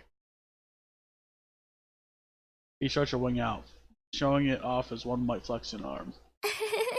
I giggled as we reached John's door and stretched an arm out to knock on it. My hand froze. A sudden thought gripped me. If Jacques couldn't fly, didn't that mean that if I were to take him, wouldn't I be able to keep him? All trembling spread across my body, first slowly then faster. Trembling grew until I was shouting in front of the door. I should knock on the door. I should knock. Anna. Hey, do you think... The door opened in front of me and I stood face to face with John. Ah! Oh gosh. Jock, there you are. There's somebody come look for you. Take me. I am yours. John held his finger up to my shoulder and took Jacques from me without my permission. I clamped my mouth tightly shut. I'm so glad you're back okay. Anna, I have to admit, I was worried. I'm glad to see I can trust you. A smile plastered itself over my face. Of course, I treat Jacques as if he were my own. Did you have fun? It was fun. I still would have preferred spending the time with you. I shifted as the sentence hit me. It was as though he were a physical blow, and I averted my gaze from the two. I might ask, how is it that Jacques can have preferred feelings for someone if he's a robot? Jacques is a highly advanced. He's programmed with a free will mechanic that allows him to control his own decisions and thinking. Along with that is his affection for other people. It grows and diminishes with people's treatment of him, and I guess some other variables I don't know about. He simulates a personality well, doesn't he? I nodded uncomfortably. Hey, you never messed with a mechanic before? No. Oh no, never. I'm not even sure I can. I've never looked into it. Why would I keep Jacques from moving how he wants to? He might be a robot, he might be a bird, but he is my best friend. He was there for me. He loved me unconditionally when no one else would. But you understand what I'm getting at, don't you? You're saying the same things when you asked him to the festival. Yeah, I get it. Of course, I hadn't thought of mechanic like that. I guess there are ethics even with robots, eh? Especially with robots. I could go into laws of robotics, why I feel like they're owed based off them. But I need to get to the radio station right about now. People and I have a show to do. Right, sorry, I guess I'm in your way then. A little bit. Stepped out of the doorway and gestured to the hall. After you two. Thank you. Yeah, thanks for showing Jacques a good time. Anyways, I'm sure I'll see you in class or something tomorrow. See you later. Yep, hope to see you, or both of you again tomorrow. See you later. Right, have a good night. John waved to me and headed down the down the hallway. Shocked he even bothered looking back. But it was okay. This was okay. I could be satisfied spending time with him like this. After all, there was no hope of changing my situation. None at all. I just had to bide my time. Enjoy each moment as it came. I put a hand to my head, feeling dizzy again. At some point, I had returned to my dorm, crawled back into bed. I haven't even changed out my yukata. Something felt weird about this whole thing. It felt a little off. But it was okay. I see Jacques again tomorrow. As long as I held on to that thought, nothing mattered. Nothing really mattered. Nothing mattered. The Jacques fruit. There is only bird.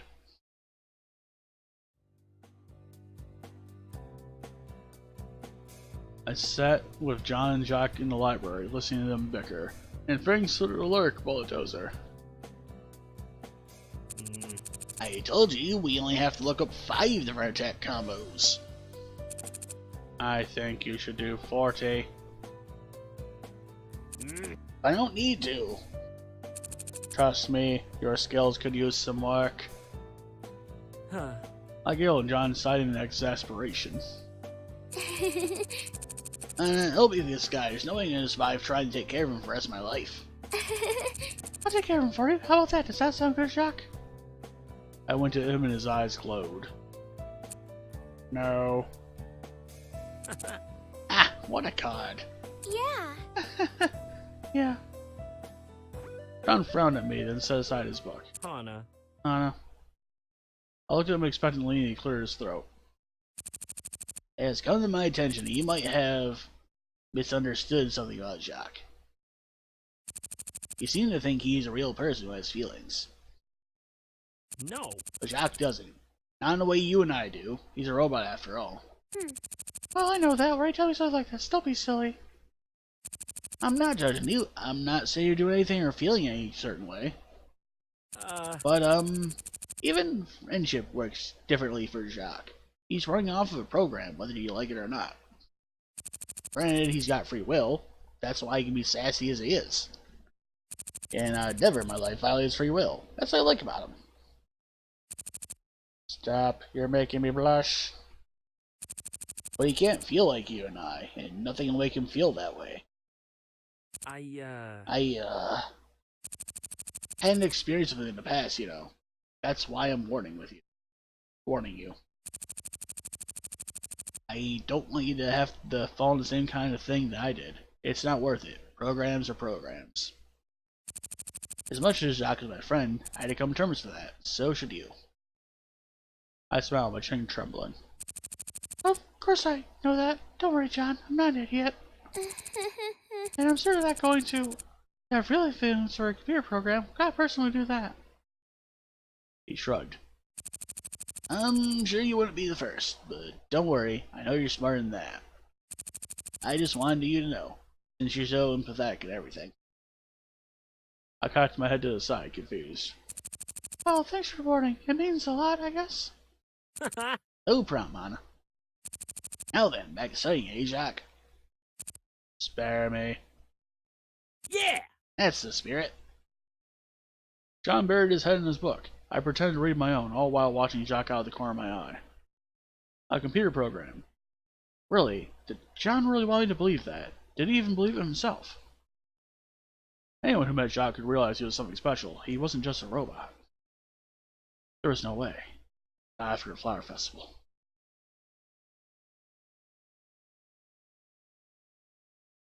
I wanted to argue with John. There's no way I could do that while appearing sane. I didn't know enough about the laws of robotics to even start debating philosophy and ethics on the matter. Instead, I nodded to whatever John said, all while imagining a possible future. Oh no. Myself and Jacques, leaders of the New World Order. Free will, freedom of expression, true rights for robots. No. Robots who are human, just like John and me were. Maybe if this were like the Mega Man series, we could have those kind of discussions, but this is... no. Even if I was the only one who saw it. It must be real, right?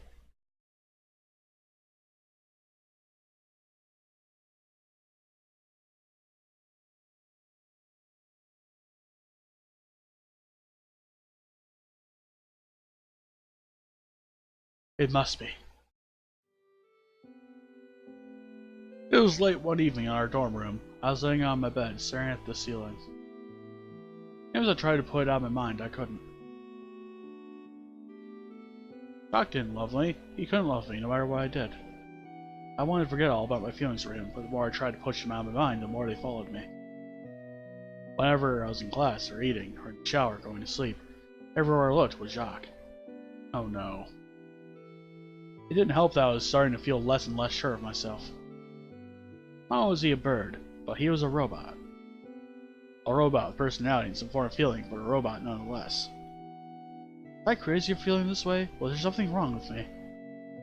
Part of me thought so, but the rest of me felt like there was more to the situation than met the eye. There was something about Jacques that seemed utterly human. The only question was, how would I get to it?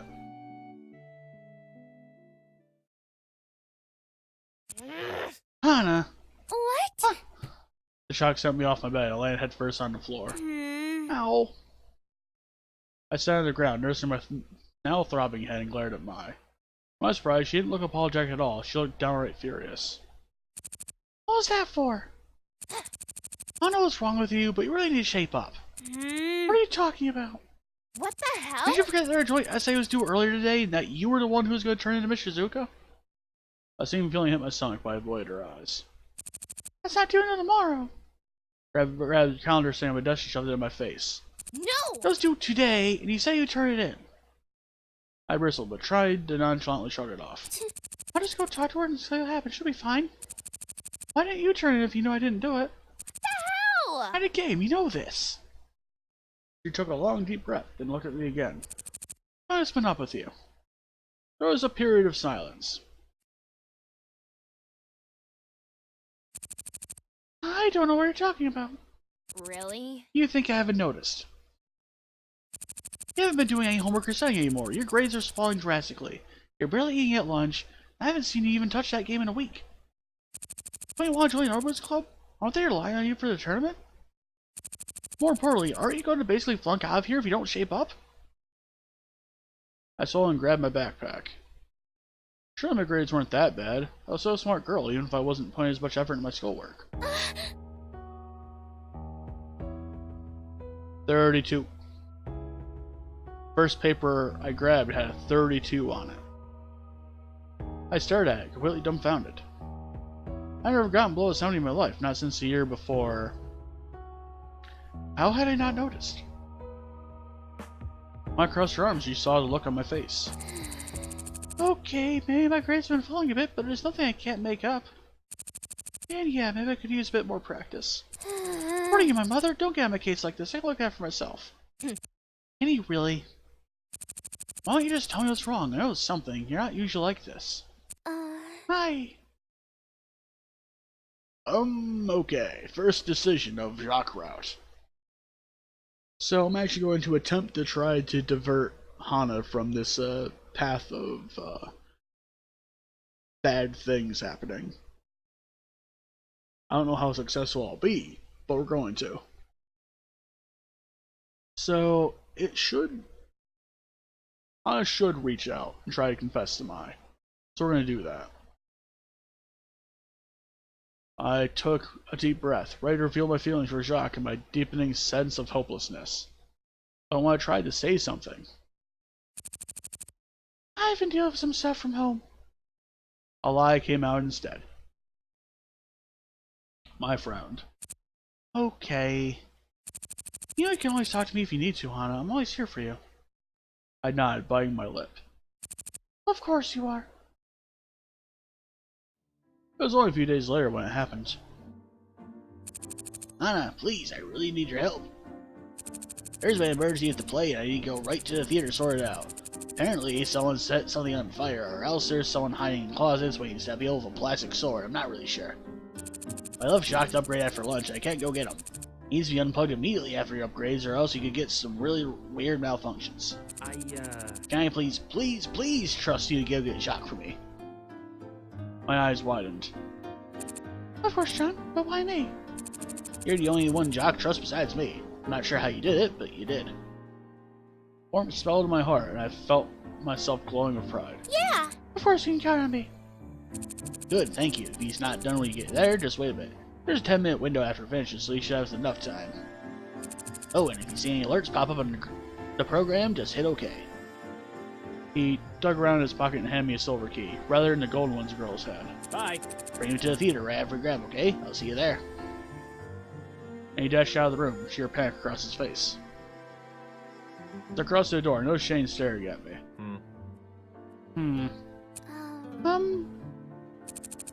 John never trusts people with Jacques. With that said, he turned away. Oh, right, I should hurry. I didn't want anything to go wrong with Jacques now, did I? 312, 313, 314, here it is. John's room. Finding her, I fit the key into the lock and turned the knob. Door unlocked with a rather heavy click, I stepped into the room. The room was just as dirty as I remembered it, clothing littering the floor and a stagnant feel. There was a difference this time, however. A light glowed in one corner of the room. Jock stood on a little metal contraption, odd humming sound filling the air. A wire was plugged somewhere around his bottom, and his eyes were flashing colors. Multiple different colors. I know that they weren't inherently red. I crept over to the machine, following its wires to my eyes. They plugged right into John's computer, so I wiggled his mouse around a bit until his screen woke up. Upgrade 89%. Good, so it wasn't done yet. That meant Jacques was safe. Now I wasn't going to have to bring and utterly destroy Jacques or Broken Heart John.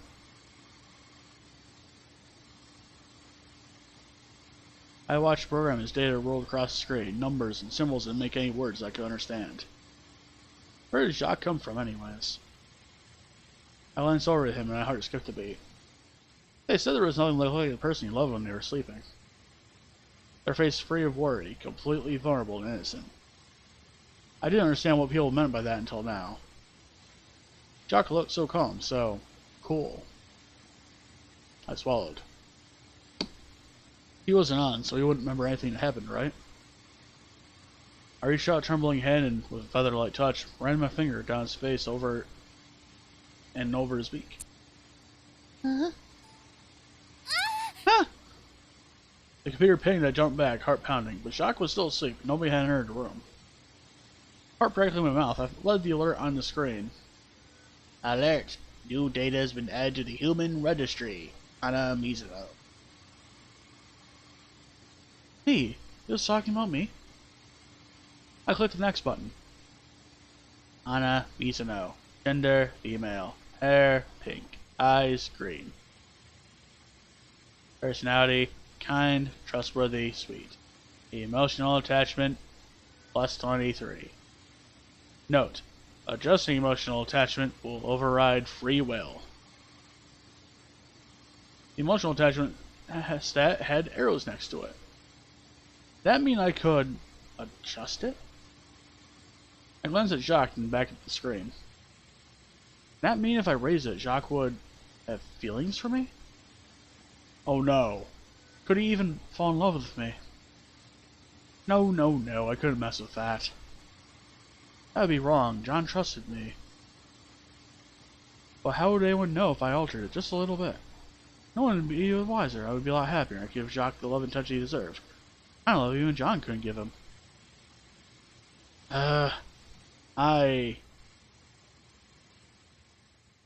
We only have one choice. I shook my head. There was no way I could do that. That'd be taking away Jacques' free will. That'd be a crime. That'd be completely awful of me. I put my hand on the mouse. That would be a terrible thing to do to someone. You're smiling. I slid over to the arrow. I wouldn't do that to a real person. Why would I do it to Jacques?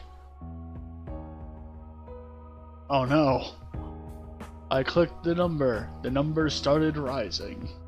That would make me a bad person. I clicked again. And again. And again and again and again and again and again and again and again.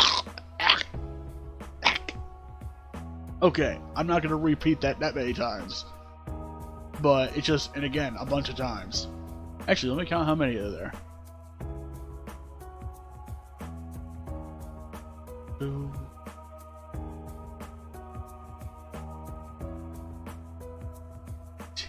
14 there.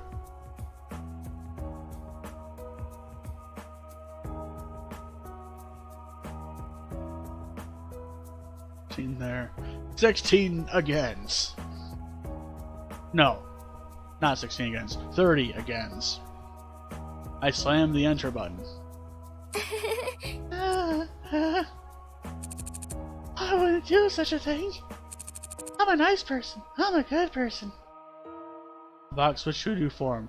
Rather than lines and lines of script, there were simple snapshots of people's faces. PVG, Shane, Jimmy, John, and me. Adjustments registered. I smiled as the update continued, finishing rapidly now that his final change was implemented. Glance over the page, read the notes from the bar as bar neared 99%. Then I froze. John Jafari, gender male, hair black, eyes brown. Personality, jolly, creative, caretaker. Emotional attachment, +0. That couldn't be right. There was no way that was right. I looked at my own profile. Emotional attachment, +100. Did that mean? I hovered over to stat and program, and a dialog box popped up. Note: emotional attachment's collective match is equal to 100. So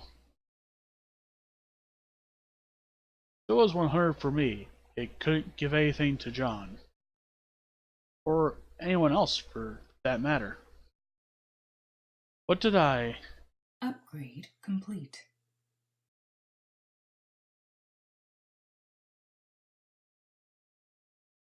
A blinding light filled the room, and I covered my eyes. When I lowered them, Jock's eyes were lit once again.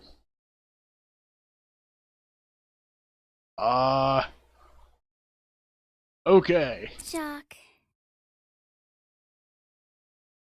Well, ladies and gentlemen, here we have it. Jock. Hello, Hana. Hi. Let me get you unplugged. Thank you, Hana. That is very kind of you. So far, he didn't seem very different. I reached underneath him and, blushing fiercely and staring defiantly at the wall in front of me, unplugged the wires from underneath him. Upon doing so, Jacques fluttered his wings, then climbed up my sleeve to perch on my shoulder. Thank you so much, Hana. And to my utter shock, he nose himself against my ear. You are my favorite human. Jacques. Thank you, Jacques. I need to get you the job, though. You're late for theater practice. It's worth being late if I get to spend time with you. Oh my gosh. Was I dreaming? There was no way something like this was real. All part of me seemed to disagree with that thought. It was certainly as if there was something I wanted to tell me. As if there was something I wasn't paying attention to anymore. But I smiled. Jacques loved me now. That was the only thing I cared about. No. This is not real. I walked into a theater, Jacques on my shoulder and heaven in my heart. John turned to face me as soon as I walked in. His worried face immediately broke into a giant smile. Hey! Jacques! Hana! He ran to meet me as I walked down the steps, so he met halfway. Glance past him. There were a few scorch marks dyeing the stage, but otherwise all seemed well. Whatever crisis occurred, John was able to stop it in time.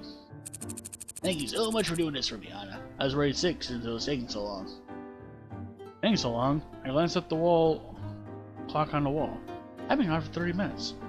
It didn't take that long just to unplug him. How strange. Regardless, I shrugged it off and smiled. There's nothing. John beamed and held out his hand. I looked at it blankly, not registering what he was trying to do. Come on, buddy. Hop on. Doc stared at the hand in front of him, then turned to look questioningly at me. John frowned. He can get kinda skittish sometimes after an upgrade. All new functions, it must be like getting a new pair of glasses or something. Everything looks a bit different. He said this, but he looked concerned. I held my hand up to Jacques, and he stepped onto the edge of my finger. Hi, Jacques, it's okay. Jacques cocked his head at me and stepped into John's hand. Hello.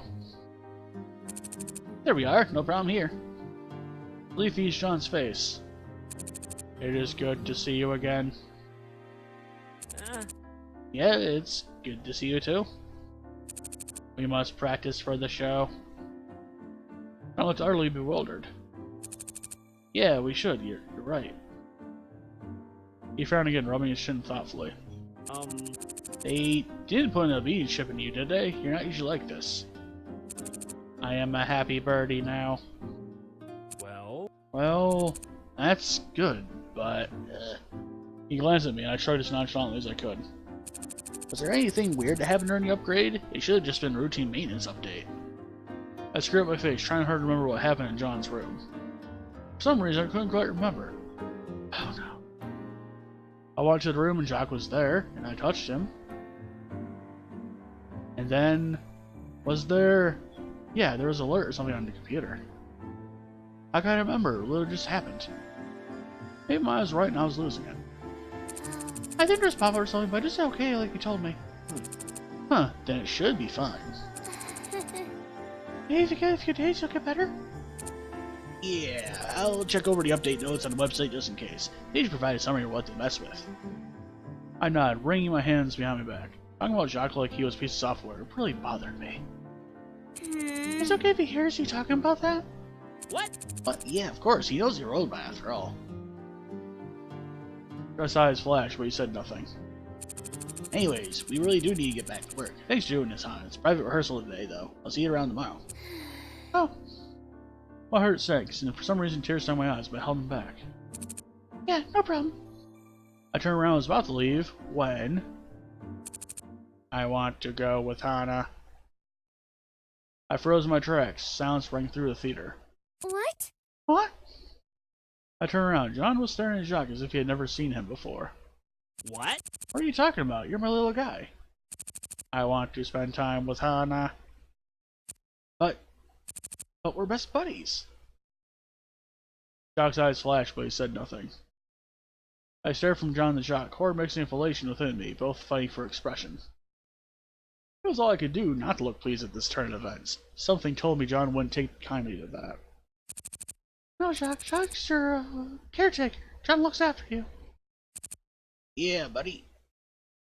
I want to be taken care of by Hana now. Jacques. Jacques? This is really, really weird. Good look at the upgrade notes.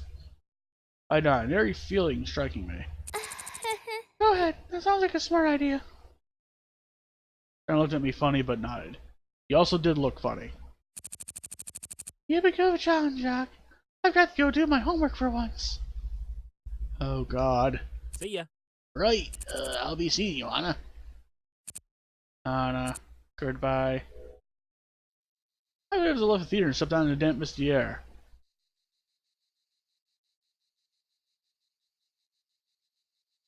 These diary notes get weirder throughout this route, honestly speaking. The door closed behind me and I took a deep breath. Then I broke into a dead sprint. I needed to... I ran to John next day in the hallway. Jacques perched on his shoulder. Hey! You might take a look at the notes. Ah! He jumped and looked at me. Yeah! Oh, Hana! He rubbed his beard. His hair was sticking out everywhere. He hadn't properly shaved. And also, like he hadn't changed clothes since yesterday. Yeah, I looked over the notes. Everything seemed normal. I couldn't find anything that could cause a change. Hana, I've missed you. Jacques. Oh, Jacques, you're so sweet. I was staring at Jacques. Yeah, real sweet. Oh, Hana, if you'll, excuse me. John just peered down the hall, looking as though he had seen a ghost. Is he okay? He looked really out of it. I'm sure he's fine. I hummed happily as he walked into the classroom. I think today will be a great day. Yeah, I'm sure it will. I plopped myself down next to John and immediately began telling Jacques about my day. I wish I could start writing about another ex of hers. Right? Right, it was kind of sad, honestly. Hana, do you mind paying attention to everybody? Hey, Hana. Yeah, join us in the conversation. You and Jacques can talk probably some other time. I shot a glare at them, but turned to face the group. They smiled and started talking about some dumb tournament strategies. I leaned to John's shoulder, as he was unaware of what I was doing. He stepped beside me, but didn't move away. I'm not sure he had the room to. In any case, Jacques noticed and crept from John's shoulder to my own. Jacques! I smiled. Perhaps you were talking to me and listening to this prattle? That's exactly what I had in mind. If you don't mind, John? John stared at me in shocked silence. Can I take him, please? I mean...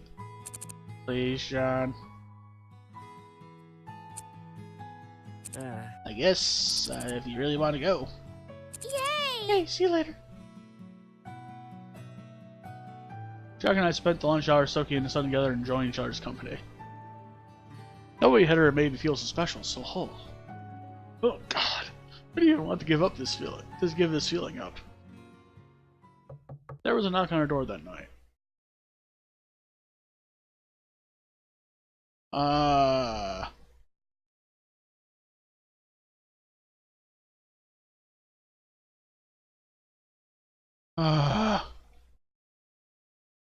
This diary is going to serve as evidence in something terrible. There was a knock on our door that night. I opened it, found John at the other end. Jack wouldn't go to sleep unless I let him come to tell you goodnight. Jock.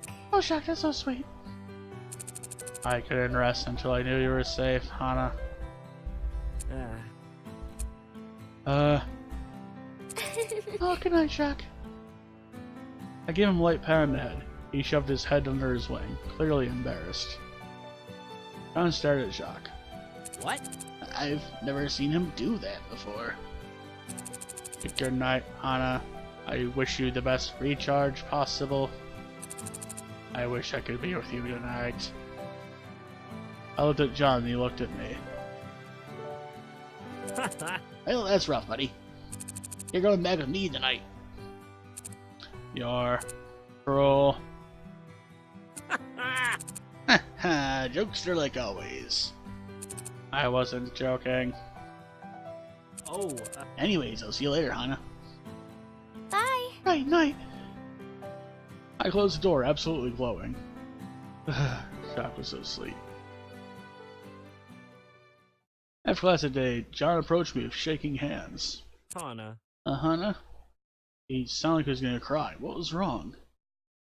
He cleared his throat and began again. Hana, is come to my attention. I may not be the best person for Jacques right now. It seems like he'd rather, for whatever reason, he'd rather have you taking care of him.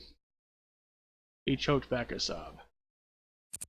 So, he held his hand to his shoulder and Jacques hopped onto it. Because I love him, I want to do what makes him happy. Hana. John. Oh, John. I took Jacques and placed him on my own shoulder. John looked away for a moment. Yay! This is wonderful news. You'll have to go to my room to steal the charge room. I can't move the docking station because I had to have it specially designed with the Academy's structural systems in mind. There's no other place on this campus that has enough power to charge Jacques, so that's that. I was going to see him every once in a while. I'll bring around with you, sure. Not. Thank you so much, John. For right now, Jacques and I have some things to do, don't we, Jacques? He read my mind. See you later. See you, John. John watched us go. I took one last glance at him before I turned the corner. He had crumbled. He was staring at the floor, expressionless. He looked like a broken man. I giggled. That's terrible. Served him right. This book is evidence. No! Oh, crap. Hana, I forgot that today we were going to practice in uniform instead of just our gym clothes. I left them in the dorm room. I don't want to be late for practice. Do you think you could grab them for me? Why should I do that? I balked. It would really help me out? I don't owe you Jack. Not now that I have Jack. Oh, God. Hana, you've been really strange ever since you went on that flower festival date. I clapped my hand in front of her face, shocking her into silence. I don't want to hear it. Don't bother me for problems, okay? I've got to go. Oh, God. What? This is so stupid. Fine. She shoved past me and broke into a sprint towards our dorms.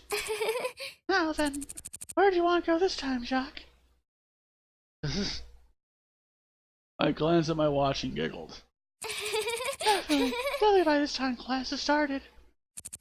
I bet they're all wondering where I've gone. Miss Shizuka especially. Oh, we can't work hard every day. Life's for living, right, Jacques? Of course, Hana. You couldn't be more right. Jacques, what would I ever do without you? I don't ever want to imagine the possibility. Oh, God, I giggled. So, do you want to see a movie? Hana, I really think you should consider giving Jacques back to Jean. No! But how you think you are? What? Exactly. You think some super realistic 40 shoe can just waltz in here and tell me how to live my life? You don't know anything about me, or about Jacques, or even about John. No! Or you act like you know best. I think you're overreacting a little. If anything, I'm not reacting enough. Don't show your face to me ever again, or I'll make sure you regret it. I looked out the window and gasped. Oh no! The cherry blossom petals have all fallen off the trees already. How is that possible? It's only been a few days. I glanced at the calendar in my desk and box. For weeks! I haven't been in class in forever. Jacques, we weren't able to see the cherry blossom petals together. Now they're gone. There's always next year, Hana. I won't leave your side. Jacques sat in charging in John's room, and John watched him pitifully. Do you miss him? He looked at me in shock and nodded. I do. Jacques' my best friend. He's seen me through some terrible times, and it really sucks. It'd probably be nice to have him back, wouldn't it? That would mean more to me than anything else on this earth. Jacques finished charging and his eyes flashed. Anna. Sucks to be you, John. Jacques cocked on my shoulder and walked out of the room, and oh god.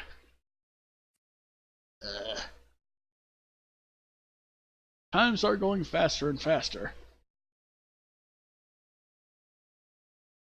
With each passing hour, I felt less and less like I belonged to Anna Mizuno, and more like I belonged to Jacques. Together we were one.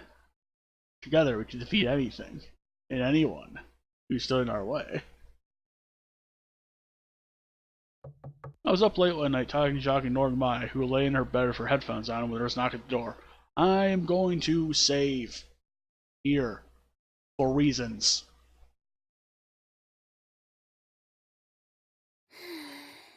Jacques cocked his head at me and I sighed. I guess I'll have to answer it. Tried to look at the back of my head, then answered the door. To my surprise, Miss Shizuka stood in the doorway. Can I help you? He looked at me in utter shock. Miss Mizuno, is there a reason you haven't been coming to class? I haven't been feeling well. Really? Because I checked with Mr. Mercapasta and he hasn't heard anything from you either. She gazed at me with worry in her eyes and I stared back. May I come in? I mean, I guess so. I stepped to the side unwillingly. She thanked me and crossed to my bed, and patted the blanket beside her. Come sit down. I frowned, but did as I was told. It was strange sitting here with Shizuka. I hadn't had much contact with adult women since her mother died. It wasn't something I usually thought about. But sitting next to her, the warmth of her body beside mine, reminded me of my mother. It was a comfortable feeling, a loving feeling. I held back tears as Shizuka put her arm around me. Hana, I don't know what's wrong, but I'd like to help you. If something has upset you or someone's been hurting you, you can tell me. I'll do everything in my power to protect you, and I won't tell a soul. On my shoulders, I stared down at my feet, carefully avoiding Jacques' perch. Has anyone been doing anything to hurt you? Has anyone been threatening you? I shook my head. Then, are you feeling okay? I started to nod, then shrugged my non-Jacques shoulder. She continued to rub my back, apparently waiting for me to say something. I feel off-kilter. How do you mean? There are entire chunks of my memory that have been blacked out. I can't remember those things anymore. I just don't care about anything around me. I couldn't care less. The days go by and I lose track of them. It's endless. Everything is endless. I don't even see the lines between day and night anymore. It's all just one big endless tunnel. Nothing matters except...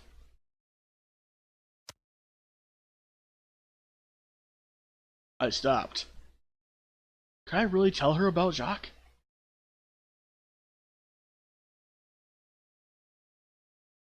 Tell her. No.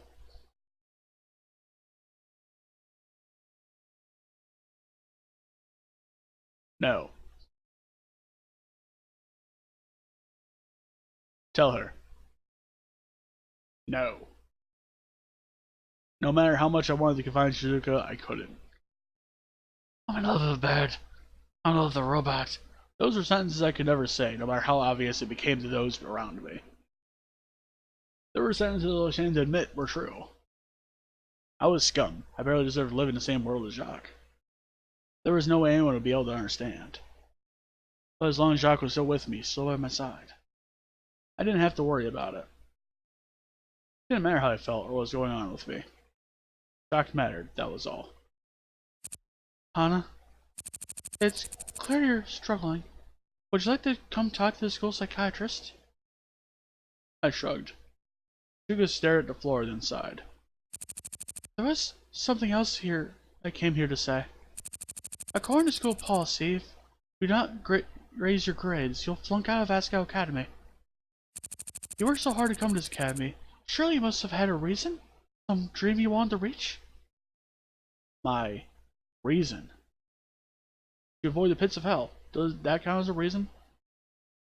To escape people who are making my life a misery. And thanks for your work, shameful Kage. Something fluttered in the back of my mind. There was something else, wasn't there? Some kind of hope I had? It wasn't just to be safe here, was it? I could just...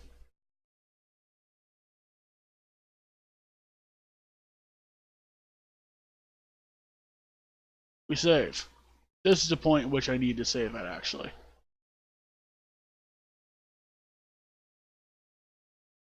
Think really hard about it, try to reach emotionally, ignore it. Let's try to emotionally reach it. I tried to reach out for it, just some sort of light feeling. Something like hope. But as soon as I realized that, it melted out of my grasp. It was too late in any case. I shook my head. Shizuka sighed and stood. I can't make you care, Hana.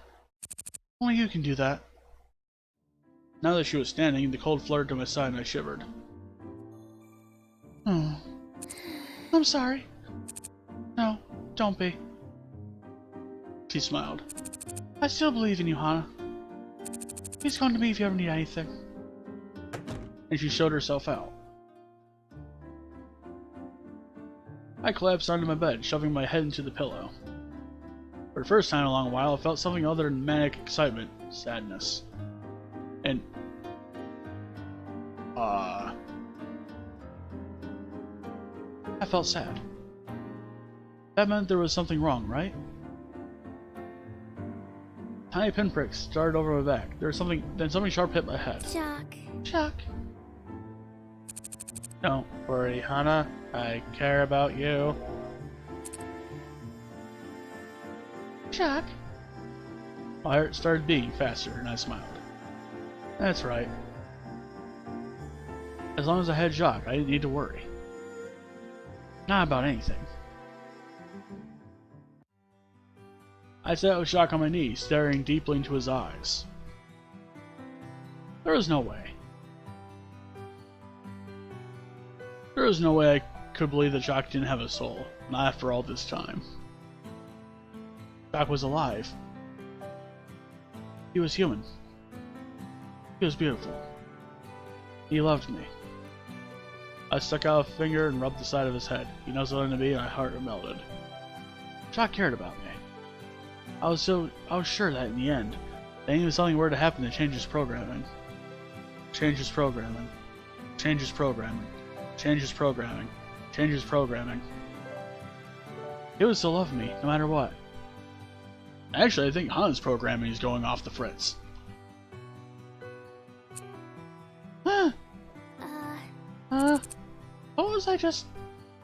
What was I thinking about?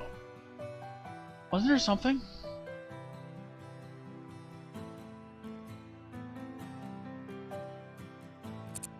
Hana. Huh? I'm sorry, Jacques. I wasn't paying attention to you.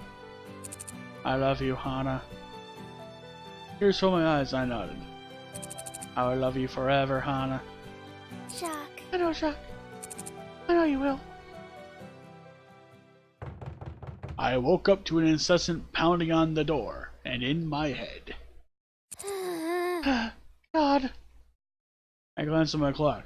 2:12 in the afternoon? What the hell is anyone doing in dorms at this hour? Hana, open the door. What? John? My heart jumped. I looked at Jacques, who sat perched next to me on his special silk pillow.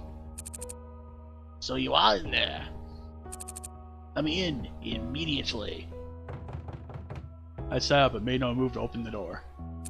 What's wrong? You sound so angry. I sound angry, do I?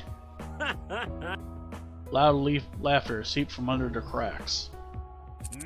I sound angry, do I? Good.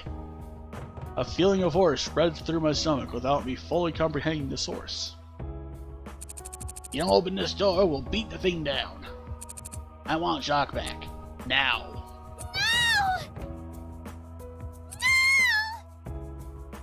No, you'll never take him. No! He's happy here with me, do you understand? You reprogrammed him. John roared through the door, and there was a heavy thud. He wasn't actually going to break the door down, was he? I grabbed Jacques and paced through my room wildly. I couldn't throw him under the bed, I couldn't hide, not in the closet or behind the door or under my desk. What could I do? Where could I go? My eyes fell on the window and I flung it open. Hana! Grab her! I was kneeling out the window. Don't touch me or I'll jump! Oh god. This part, no. I was still cradling Jacques in my hand, his eyes flashed dangerously. No. Oh! John took a step towards me and I leaned further out. I will! No. You won't. Not while Jacques is with you. My heart fell. I looked at Jacques in my hands and he looked up at me. He trusted me. He trusted me to keep him safe. I couldn't drop him to his death, could I? Hi. In that moment, hands gripped me tightly. The world spun around me, and suddenly I was on the floor. Paul's arms around my waist. No! Let me go! I flailed and kicked and hissed, fighting like a maniac, clawing with my one free hand. Jared grabbed one of my arms, PBG and Satch a leg each. John leaned over me and tried to get Jacques out of my hand. I spat in his face. Good God! Shane put his hands over my face and I saw only darkness. He left just enough space over my mouth and nose for me to breathe, muffling my screams. I felt Jacques pulling away from my hand. I held on as tightly as I dared, not wanting to hurt him. But then, a final yank, he was gone.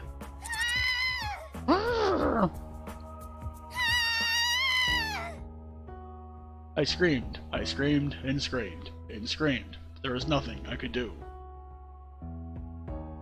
I heard footsteps head towards the doorway, then out the door, then down the hallway. The last thing I heard was Jacques' voice. Hana, where are you?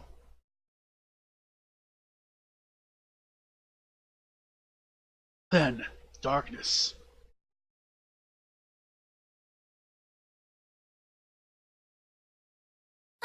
I flew up in the same position, barely measuring where I was. And, dear diary, blank. Something had happened. Something was wrong. The door was almost hanging off its hinges. The window was open.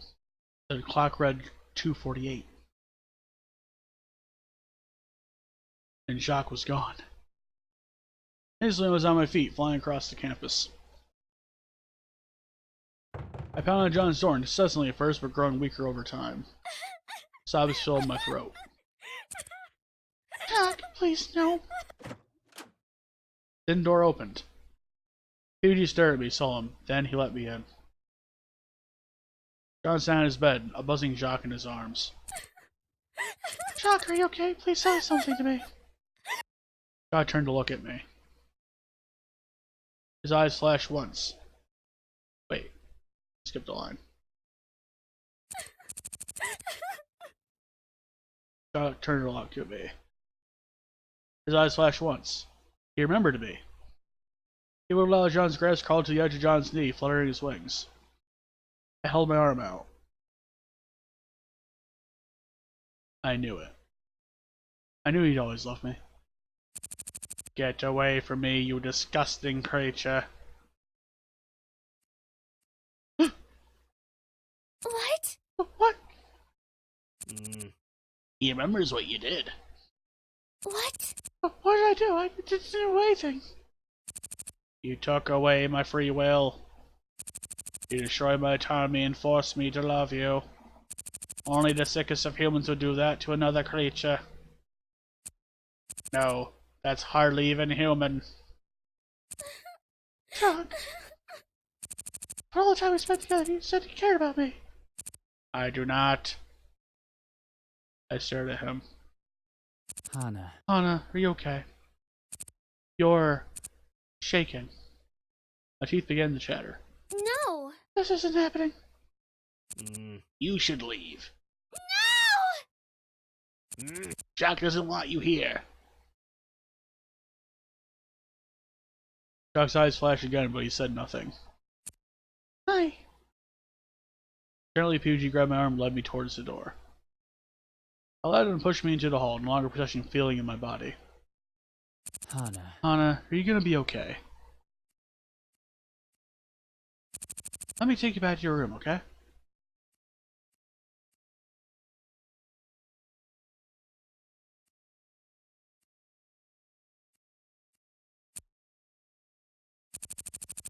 I'll be back from practice soon. You'll be okay, right?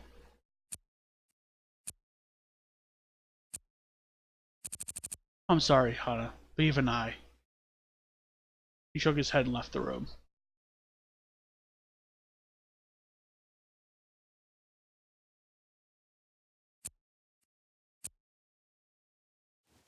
Eventually, I laid down in my bed. I don't know how much time passed, but eventually. Hey, Mai. Whatever happened to Hana? I haven't seen her since... Well, you know, the incident. At the mention of her name, John shot a glare at her side of her room. I shrugged. She wouldn't say anything to me, no matter how hard I tried. She wasn't eating or sleeping or talking to anybody. She just sat there, staring straight ahead. Eventually I got worried. I told Miss Shizuka. The next thing I knew, she was gone. Oh, okay.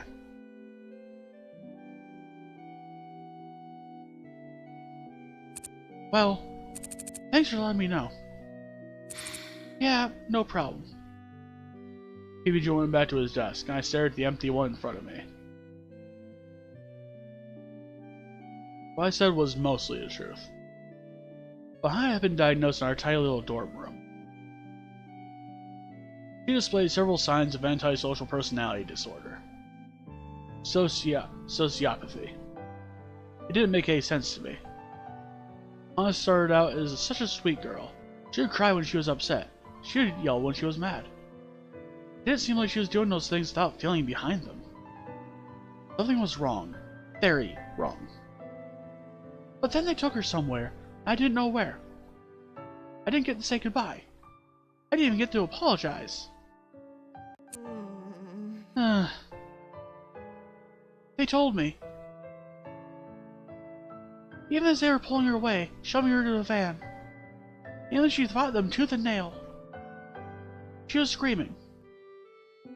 It's not my fault. It's not my fault. They did this. And maybe I did. Maybe there was something I could have done differently. If I could go back in time, if I could replay those events over again. Would I be able to save her?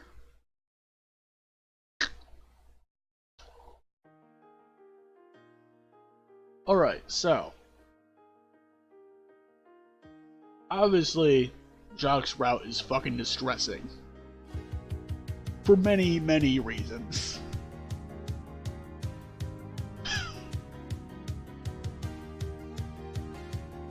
Very distressing for several reasons. But don't worry, it's not the end yet. There's still one more thing we have to do before we can proceed to move on and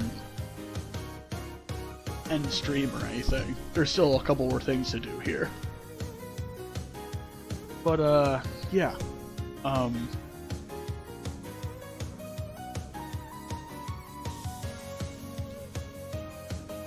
So in Ian's route, we learned, that friendship is important. In this route, we learned that,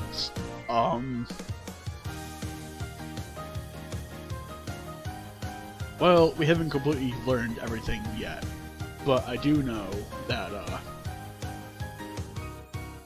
there's some weird things going on. Like an error in Hana's programming or something. There's also a reason I've been looking at the diary here and there. Because, wow.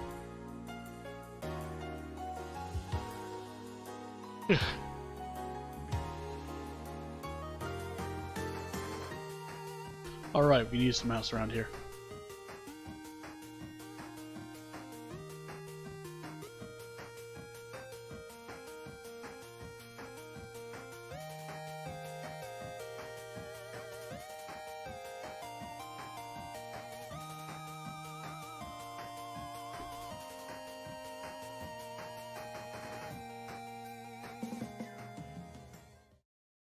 Asagao Academy. And now, Normal Boots we're gonna go back to that part in which we had saved.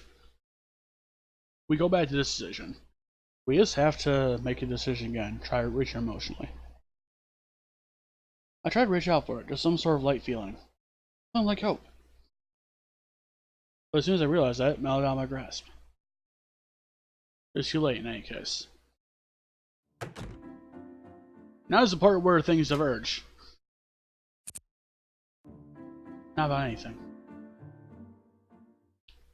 Instead of going to the field with Jacques, this happens. Huh? What was that? I squinted into the darkness. A figure stood in front of me, bent over something.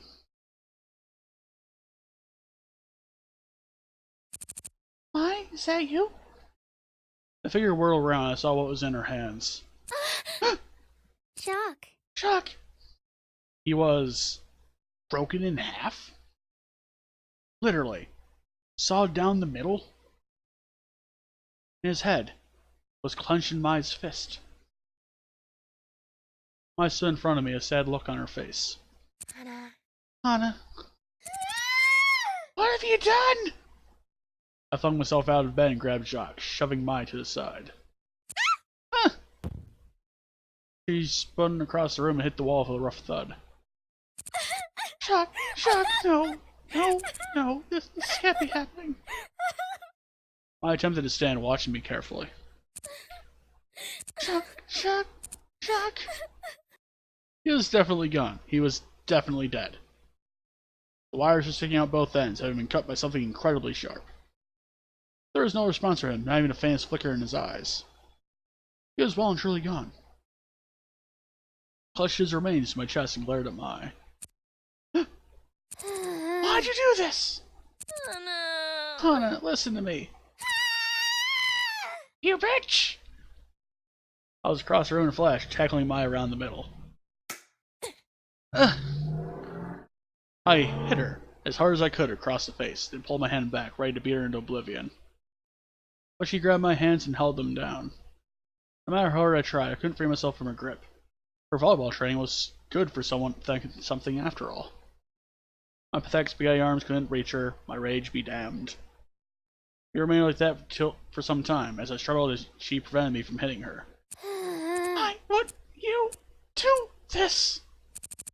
Hana, you've been... What did I ever do to you? Do you hate me, huh? You said we were friends. That's why I'm doing this.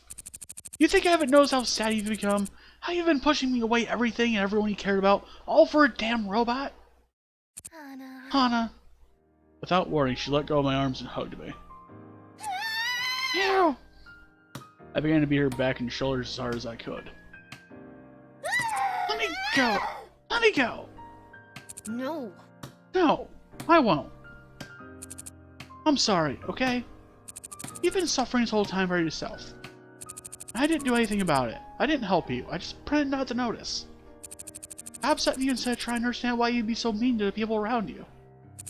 Because I like you or not, Hana, you're not the kind of person that can push people away without feelings. Every time you did, you were sad. Deep down, you were sad. I know you were. I'm sorry. I've been so scared. She pulled me in tighter. I buried my face into her shoulder. I'm so sorry. I just been feeling so weird. I didn't know what's been wrong with it. I feel like I've gone crazy. Hana. It's okay, Hana. I don't know who I am anymore, Mai. Shh. It's okay. We stayed like that for some time, wrapped in each other's arms. No matter what I did to her, Mai wouldn't let me go. Not until she was sure I was okay. When I finally drained myself of everything, Mai helped me into bed and crawled in next to me. I've just been so afraid, Mai. I don't think there's anybody left for me. Don't worry, silly bean. You're my best friend, Hana. I'll always be here for you, no matter what. Even time and space can't stop me. Don't be silly. I closed my eyes and started to drift off to sleep.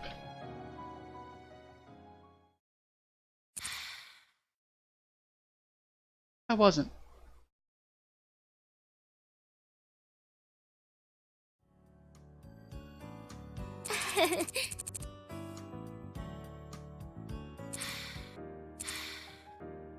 You're my best friend, Hana. In time and space can't stop me. Oh, okay. This explains a lot, actually. I wasn't.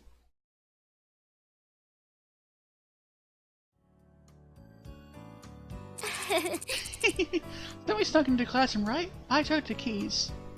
It had been nearly a month since I attended class, but things were finally getting back to normal. I felt happy. I actually felt happy for the first time in weeks. Not the manic obsessive happiness I felt with Jacques, where it seemed like I was getting all the air squeezed out of me. But normal, simple happiness, light as a fresh blanket. For whatever reason, John never got upset with me over Jacques. I expected punishment of some kind. I thought he'd never speak to me again. This is definitely worse than I could ever do to him, but instead, he was fine, even friendly towards me. It was almost like Jacques never existed, like the whole situation never happened. I could almost forget about it, except for the fact that I was currently failing at Asagao. I talked to Miss Shizuka and we agreed to extra classes to help me catch back up. If all went well, I could save my grades so I wouldn't have to leave. I really hoped I didn't. Not now. Now when everything was so much better. Everything that happened the past month with Jacques, John, and Mai, it all felt like a dream. Everybody forgave me, and we're moving forward, but there were times I felt like I was missing something. What's wrong? Nothing. Yay! Good, cause guess who got enough money for ice cream? Why? I was probably just imagining things. In the end, it didn't matter. I had my friends. And they had my back. The true end of Jacques. You have to play this route twice in order to get the true end. That's why I saved at that point to quicken it.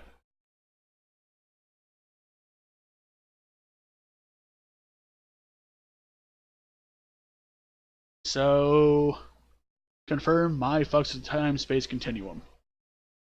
She broke the fourth wall so hard in this game. In this route, specifically.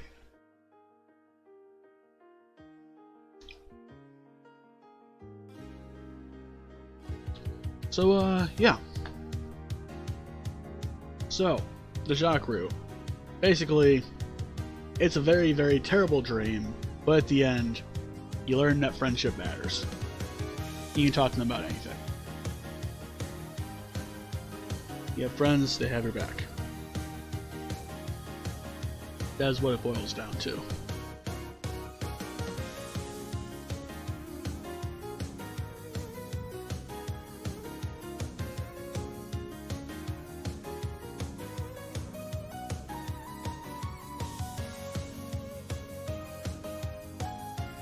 Man, oh man.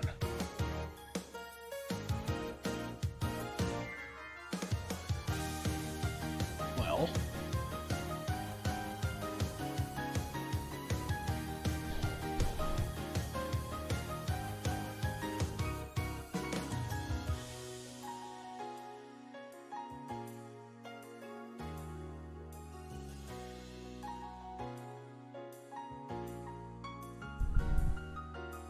Huh.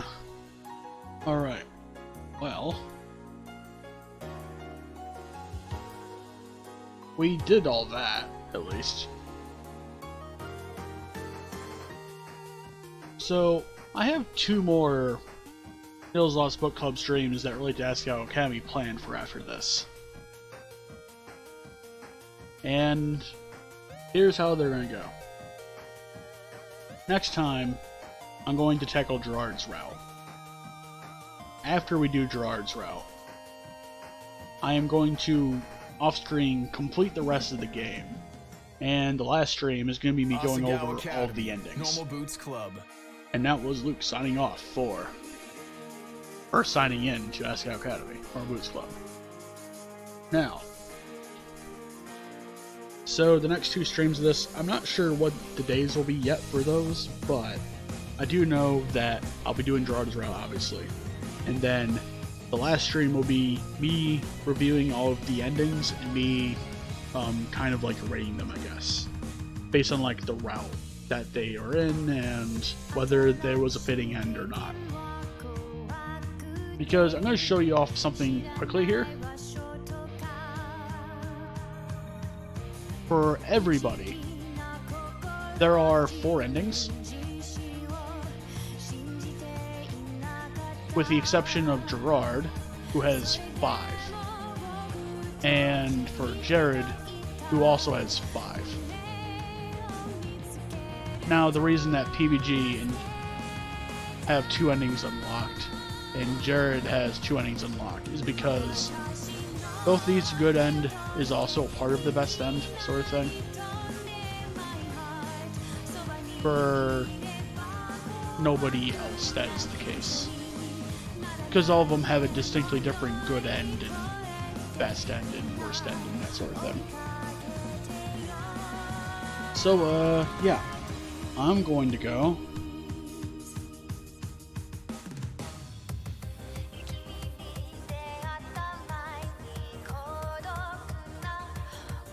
Well, thank you guys for joining me for today's stream, boyin'. Hope to see you guys again. And y'all have a wonderful day. Hasta la vista.